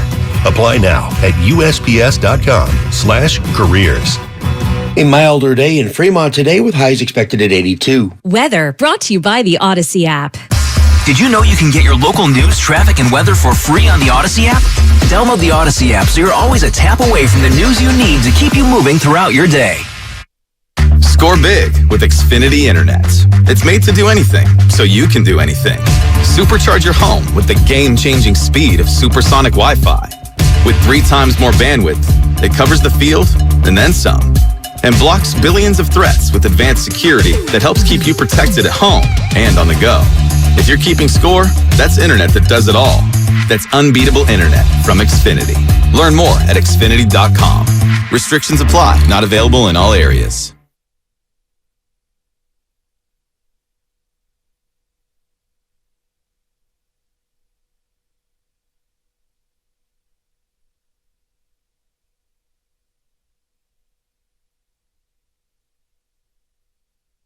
It's hurricane season. Now, back to the morning roast with Bonte and Shasky. Can I hear Lubman one more time over this beat? It's hurricane season. This is what Lubman wakes up to every single morning. We all know it's producer Sam Lubman. He doesn't rock the feelers no more, folks. He dumped the feelers. He ditched them. And his swag is through the roof right now. He's wearing Miami gear actually, City Connect Giants gear today. But he's a big-time Miami Hurricane fan because he attended the University of Miami, and they're playing Bethune-Cookman. Just let me know when Miami plays Florida State, so Florida State can add to their win-loss record. I mean, if that clip doesn't get you fired up for hurricane season, I don't know what will. I mean, jeez. Sign me up for hurricane season now. It's hurricane season. I'm cancel all my plans whenever there's a Miami game. Oh, my gosh. I mean, that's what I do. It works for me. Oh, my gosh. Sometimes. He's going to be so disappointed. Boy, with the Giants playing the way they're playing. He has like the U documentary, the 30 for 30. Oh, he has it on a loop. With no volume. Oh, he's first date. Hey, you ever watch 30 for 30 out of you? Yeah. That's movie night for him. Love me taking a girl out to the movies. They're watching the U documentary. Yeah, be binging the U and the U part 2 tonight, man. That's the tradition. Yeah. About the U. It's all about the U. It's all about. That's my text tone right there, too, by the way. I love these texts that come in every day. I love it when Michael Irvin's like pointing at the crowd. Look, we didn't mention this all day. Well, I got a question for Lubman, but Bonte is a Trey Sermon, a radio host. Lots of hype, but never delivers. However, I have not gotten cut yet by 95.7 The Game, and I'm not in Philadelphia. Trey Sermon is an Eagle now. John Lynch spoke on that yesterday saying, obviously last week he said he was a star in training camp. Nobody believed that. Adam Schefter reported from ESPN yesterday that the Eagles were trying to trade for Trey Sermon last week. They waited it out. Niners cut Trey Sermon or waive him, however you want to say it.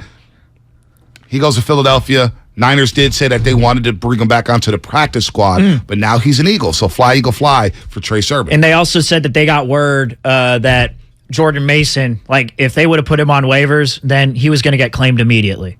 So that's what John Lynch said. So they decided, you know what? We've seen Trey Sermon for a season. Right. Didn't really pan out. Jordan Mason, we may have something there. Who knows if we're going to have to go to him or not. But, that's pretty much why they took Jordan Mason over Trey Sermon. So No doubt. By the way, real quick before we get into your mascot story. Oh, boy. Have you ever met Luke, Sam Lubman? Luke. Freaky old Luke down in Miami. Uncle Luke? No, Uncle Luke. I wish. Unfortunately, our path never crossed. Oh, well, that's probably good for you. He would have turned your ass out, man. Probably. Been in Cancun and, gosh, Lubman hanging out with 3 Live Crew. What, 3 Live Crew? No. 2 Live Crew. 2 Live Crew, excuse Lubman would have me. made it 3 Live Crew. 3 Live Crew. That's I'll be where I'm bopping trying with to go Trick Daddy, here. too. That's how I do down there. You ever meet Trick Daddy? That's another one. I didn't bump into any rappers down there. He loves the kids. I was too busy going to class and games and other extracurricular activities. I do not believe that. Now, let's get into the mascot story. Which part? The class part? Or No. We moved on from you. Enough Miami talk.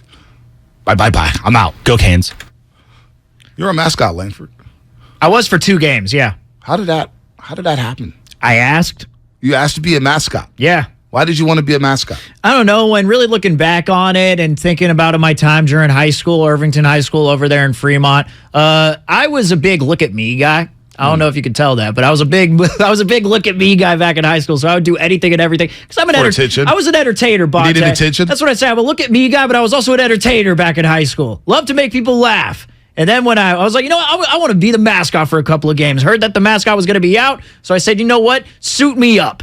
Turns out when I got on the mascot suit and I was out there for the games over there at TAC Dennis Stadium over there at Washington High School. That's where everybody plays there, right? Yeah. That's like everybody's home field. The MVAL. Get some fields. I realized when I got out there, I don't really have any moves. Like, mascots are supposed to have moves. I didn't really have any moves. I kept on doing the Usain Bolt the whole time because we were on a track because it's like right in the middle of a track, a track and field thing. Yeah. So I was on a. So were you like waving? Were you like pointing? I did. Yes. Were you dancing with the cheerleaders? No, my move was to get down like a track athlete would do, running the 100. Then I'd run about 30 feet, and then I'd give him the Usain Bolt. I repeated that about 16 times. I was not a good mascot. Did they cheer you? Did they laugh at you? Laughed at me. Probably laughed at me. Were you voted worst mascot of the year? No, there wasn't no vote on that, thankfully. Did your mama come out to watch you be a mascot? No, thankfully not. Okay. I don't think anybody knew I was under that mask, so it's a big reveal right family here. Support. Of course not. What's the mascot? I'm sorry. A Viking. Okay, so you were a Viking. Yes. So you didn't even did you have a horn? Did you have a horn? A Viking horn? Yeah. I wish I did. I did. You gave me the. You gave me the idea in the last one. Yeah. Should have. Except it would be pretty tough to blow the horn through the mask. 925 Comcast Business Sex Line. Oh, Good to know boy. nice guy could be a Little Caesars sign guy once his radio days are over. Hey man, don't be disrespectful to those sign guys on the corner. Don't man. be disrespectful. And Langford sign guy career or radio career is it's a long way away from being over. Let me tell you, long way away from being over. Yeah, well, you haven't got started my yet. mascot career was over after that second game. I was done. Wow. You know. The things you know. Yeah, man. I mean, it was a fun little time. I played football a little bit, kind of enjoyed it, but then, senior year kind of things happened and I, ended up being a mascot. And it didn't work out too well. Didn't work out. Yeah, well, shout out to Fremont though. What about man. Donovan Mitchell's days in Utah? Didn't work out too well. No championships, no appearances in the Western Conference Finals. They've already traded Rudy Gobert. And yesterday, we got the Woj bomb, where Adrian Wojnarowski reported that Donovan Mitchell was heading to Cleveland, Ohio in an absolute blockbuster. Donovan Mitchell going to Cleveland, Ohio, as I pull up the details here. Because Colin Sexton, Lauri Markkanen, and who's the last guy? There's another guy for 3 unprotected first-round picks going over to the Utah Jazz. Donovan Mitchell now going to Cleveland. The Knicks are getting heat, and we'll get to that in just a second. What does it mean for the Warriors? Nothing. Utah's going to stink. They're not going to be a factor, so it means that the Warriors are going to get 3 wins, maybe 4. And they're stacking all these first-round picks, which is a Danny Ainge special because he's running the show in Utah. It is assets, baby. Assets. Danny Ainge loves assets. Loves assets. Loves assets, right? That's a Danny Ainge special. So the Cleveland Cavaliers now, they have Darius Garland, Jared Allen. They have Evan Mobley, future All-Star. Now you have Donovan Mitchell. That starting 5 looks good over there in Cleveland, man. LeVert's a backup. Could be 6th man of the year. Yeah. So here it is. Here's the complete details. Cleveland sending 3 unprotected picks of Utah in 2025, 2027, and 2029. And pick swaps in 2026 and 2028. So along with the Rudy Gobert trade with Minnesota, Utah has gathered 13 unprotected picks through 2029. This is my favorite part about basketball trades, though. Hey, we'll trade you a first rounder in 2030. Yeah. Like, when are the 2030s going to come around? Right. I just don't know how you just say, oh, man, you know what? I see this freshman in high school right now. He's going to be good. We'll get that first rounder in 2031. It's a great deal for Cleveland, I believe. No, it's fantastic. Colin Sexton signed a 4-year, $72 million deal with the Utah Jazz, so he's going to go there. But, these teams take these picks in the future. You're absolutely right. Like, Oklahoma City has all these picks. They get Chet Holmgren. Now he's out for the year. It's like, you're a fan base in Utah right now, in Salt Lake City, Utah, or you're a fan of the Oklahoma City Thunder. You got no hope. All you can do is look at high school games and scout guys who may be on your team 7 years from now. Boy, I can't wait till 2029 to see how that pick plays out. How they fulfill it. Look, I think though you brought up Rudy Gobert, and I just got to mention this because it sparked something. Yesterday we saw because they're what basketball tournament are they having right now? It's like some sort of the FIBA World Cup. The FIBA World Cup. Greece, Thank you. Slovenia, Luka, yes. Jokic, Giannis is playing in it. So they had Gobert, and there was a video that surfaced on Twitter that I looked up yesterday. And I didn't look it up. Excuse me. It popped up on my timeline. So shout out to the Twitter algorithm for bringing this up. But Rudy Gobert, the caption was, "See guys, Rudy Gobert can play in the post. Look at him against Dennis Schroeder." And then he's trying to post up Dennis Schroeder, and he goes up for a hook shot with his left hand, goes off the back iron, then bounces off to the right. I'm like, okay, Rudy Gobert's still the same. Obviously going to be with Minnesota. Not sure how they're going to figure that out. I don't know. I don't like that fit at all. How do you not, if you're the Jazz, though, how do you not figure out a way to build around Donovan Mitchell and Rudy Gobert? For all the crap that we give Rudy Gobert out here in the Bay Area. At least one of them. Just do something with them. Well, if you're going to trade Rudy Gobert, let's build around Donovan Mitchell. And I know that he's been hurt, every now and then, Donovan Mitchell, that is. But man, how could you not build some sort of contending team with those? So apparently the New York Knicks offered Utah a package of R.J. Barrett, Obi Toppin, and Mitchell Robinson, as well as 3 unprotected first-round picks. The Jazz turned that down, and then Mitchell Robinson signed a $60 million extension to stay with the New York Knicks. Now, a lot of people are laughing at the Knicks because it's like, damn, the Knicks miss out again. We are, yes. But I don't blame the Knicks for not doing that. Apparently Utah came back and countered and wanted a little bit more. Knicks didn't gut their team. You can't do that. You can't do some of these things that these teams want to do where give us 15 picks and 4 your young stars. You can't do that. But the funny part is Knicks fans are pissed because they didn't get their star. And they didn't get Donovan Mitchell. Yet again, they got to go into next season with a ton of uncertainty. Man, after that Hawks and Knicks playoff series where they were going at Trae Young, man, Knicks fans were so excited. And then the next season, yikes. Did you see the Knicks? They sent out a tweet. Oh, boy. 10 minutes after the deal of Donovan, when we got the alert about Donovan Mitchell going to Cleveland, they sent out a tweet.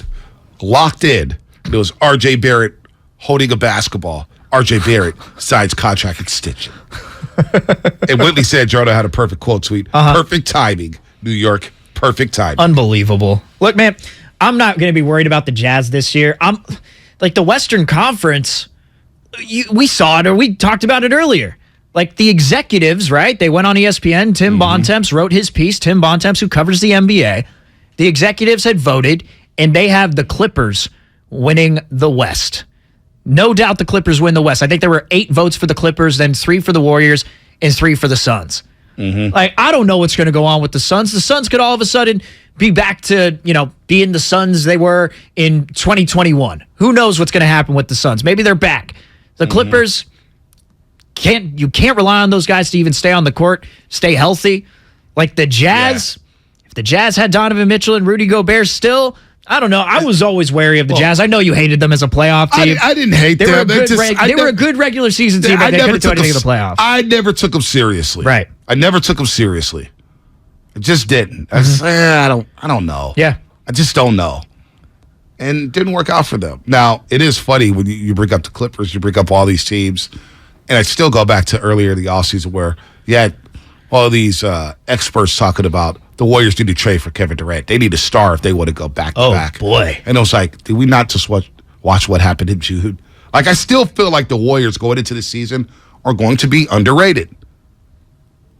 I think people think, if Chris Middleton doesn't get hurt for Milwaukee, they win the championship. Could be true, but we don't know. He got hurt, and they didn't make it past the second round. And they lost to Boston in 7. They lost to the Boston Celtics in 7 in the second round of the playoffs. We just don't know. But I still feel like the Warriors are going to be a bit underrated going into the season. And they're still hearing the noise. What are you going to do with Draymond? What are you going to do with Jordan Poole's money and Andrew Wiggins? All that stuff's going to work itself out, like the Trey Lance situation in San Francisco. Right. It's going to work itself out. We're going to have the answers as the season plays out. Same thing with the Warriors. It's going to work itself out. There's going to be a lot of talk, though, Bonte. There's going to be a lot of talk through the season. Noise. And I could understand where you're coming from, saying that they are underrated. I mean, hell, I just mentioned that the executives are ranking the Clippers ahead of them. Yeah. So and the Nuggets are getting a lot of hype. Yeah. Nuggets are getting a lot of hype. I'm a part of that hype, though, Bonte. Trust me, I think the Warriors are going to have a better season than the Nuggets, no doubt. But it's just last year, we saw what Jokic was doing. Like, when the Warriors played him in the playoffs, we're sitting here, we're like, man, they got Monty Morris, they got Will Barton, we better watch out for those guys. And then when you played the Warriors, you thought, how in the hell did Nikola Jokic even get him within the Warriors' realm within the Western Conference? How the hell did he get him to that seed? Man, when you get a guy like MPJ back, Michael Porter Jr. He's got to stay healthy. He's got to stay healthy. That's number one. Jamal Murray's got to play defense. And then Jamal Murray. He's got to play defense. I think they can be a good team. With Jamal Murray, I mean, he's a good player, but he exploded in the bubble. Yeah. A lot of guys exploded in the bubble. Why? There was nobody there. Right. It was easy to play the empty gym. True. Now you got 18-5 at Chase Center screaming down at you. Dub Nation. So we'll see. I can't wait for hoops. I really can't. Yeah. We got basketball. We got football coming. And we don't gotta suffer watching Giants baseball anymore. I'm sorry. I feel so bad for Laura Britt and Carlos Ramirez, man. They gotta dress it up every single day at NBC Sports Bay Area. I feel so bad for them. You know what? We brought this up with the we brought this up with the 49ers. We brought this up with the 49ers. We brought up just at the beginning, Trey Sermon, being waived, picked up by the Eagles. Jordan Mason going to be signed to this, going to be on this team for the future here because they didn't want him signed to any other team if they would have put him on waivers. Like, which position group do you feel like the 49ers, which position group are you most confident that they know the most about? Defensive line. It's defensive line? No question? No question. They're deep. They're deep. Yeah. We know about Bosa. Like, if you double-team Bosa this year, I think you're going to have to worry about Kinlaw inside. You're going to have to worry about Armstead. You're going to have to worry about Givens. You have Ebukam, who nobody's talking about. Drake Jackson. Ebukam. What did it say? Drake Jackson, I think, is going to be a stud on the other side. They didn't have Drake. D4 played 2 games last year, and D4 did look good against Detroit. Right. D4 looked good. Did he? His body failed him. Yeah. His body failed him. Man, I guess you're right. It probably is the defensive line because we were going through it. Like running backs, Kyle Shanahan makes the most of what he's got, but overall in the mid-round picks, they still didn't pick right with Trey Sermon. Ended up waiving him. Joe Williams was a miss. You find all these guys in the late rounds undrafted. You're not necessarily doing that based on knowledge. You might do that based on need, and also hey, maybe this guy could give us something. It's really just throwing darts at a dartboard when you're picking that late in the draft. So you just go after a running back. Okay, fine. That guy's available. Let's try and pick him up. Right. But so running back, I don't think running back's there. Quarterback. Quarterback. That's tough. Strong. It's tough, but it's strong. Look at this defensive line though, because this defensive line. What a good defensive line allows you to do. It allows you not to blitz as much. Yep. And now you can drop 7 back in coverage. You want to go 4 wides? We got 7 to guard you. Yeah. We got 7 to cover that. So you get Bosa, you get Armstead, you get Kinlaw, you get Ebukam, you get Kinlaw, Drake Jackson, Kevin Givens, Hassan Ridgeway, Omenahu. We forget about him. He made plays. You bring back Jordan Willis onto the practice squad. Oh, and Kerry Hyder Jr., who's back after a 1-year hiatus. He was up in Seattle last year, got paid. Yep. Now he's back. This defensive line by far and away is the best group on this team. It's the strongest group on this football team. Yeah, and also, though, you got to look at linebacker. Like, Al-Shaair has turned into a player. He's a baller. I didn't think he was going to turn into what he did last year, but that dude... He makes plays. That's all he does is make plays. He does not miss tackles. Dre Greenlaw, he's a beast. 5th rounder, right? 5th rounder. And then you got Fred Warner. 3rd rounder. What's more to say about Fred Warner? That dude's a stud. And let's speak real quick about Fred Warner last year. When the Niners started off 3-5, Fred Warner was not playing good football. He even admitted so. Yeah. He signed a big-time extension, and he said that pressure got to him, having all that big money. Now you're one of the highest-paid linebackers. You got to live up to that. He missed a lot of tackles. Remember the game against the Colts in that monsoon? He did not play well. He did not play good football. He turned it up in the second half of the season, and I expect Fred Warner to be one of the best linebackers in all of pro football this year. But the first half... it wasn't pretty for Fred Warner. He'll admit that. And the question that was posed to me from Lubman was like, which group do you feel like the 49ers are best at picking out? Just which ones, where are they finding the most talent, which position group?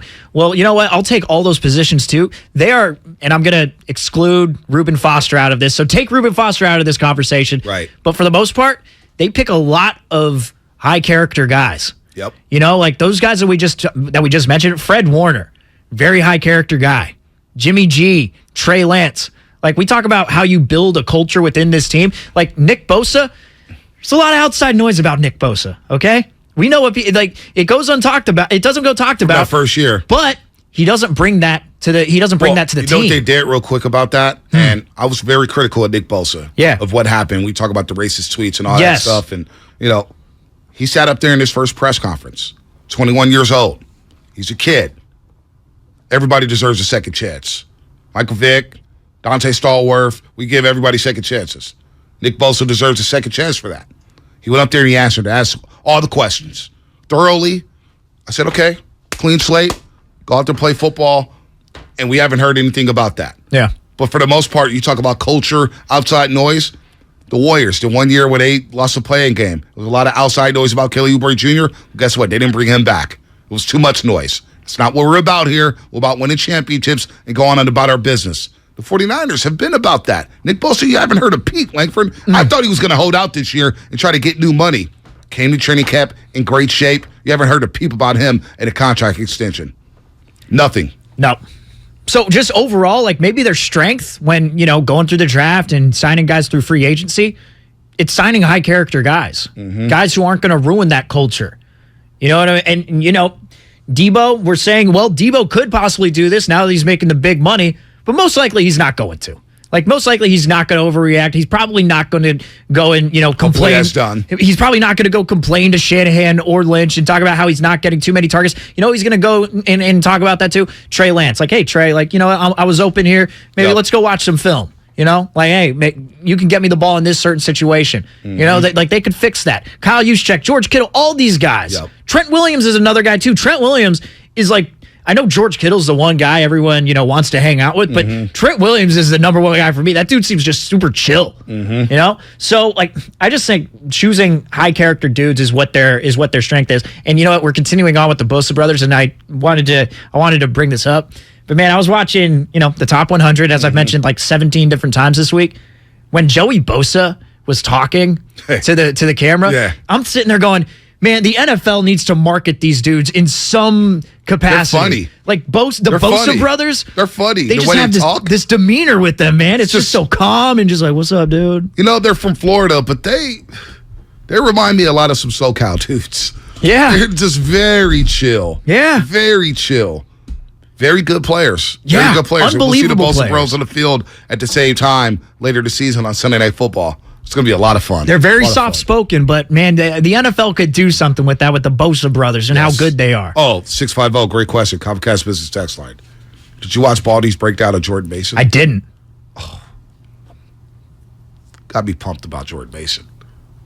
Well, last Baldy Tuesday about Jordan Mason. His breakdown, you got to go back and watch it. I don't want to spoil it. Yeah. But Baldy was peak Baldy. Yeah. He's peak Baldy, dude. And whenever you watch one of those clips, whether it's Miami, whether it's Buffalo, whether he's at practice, he's breaking down your team, Baldy just gets you amped. Yeah.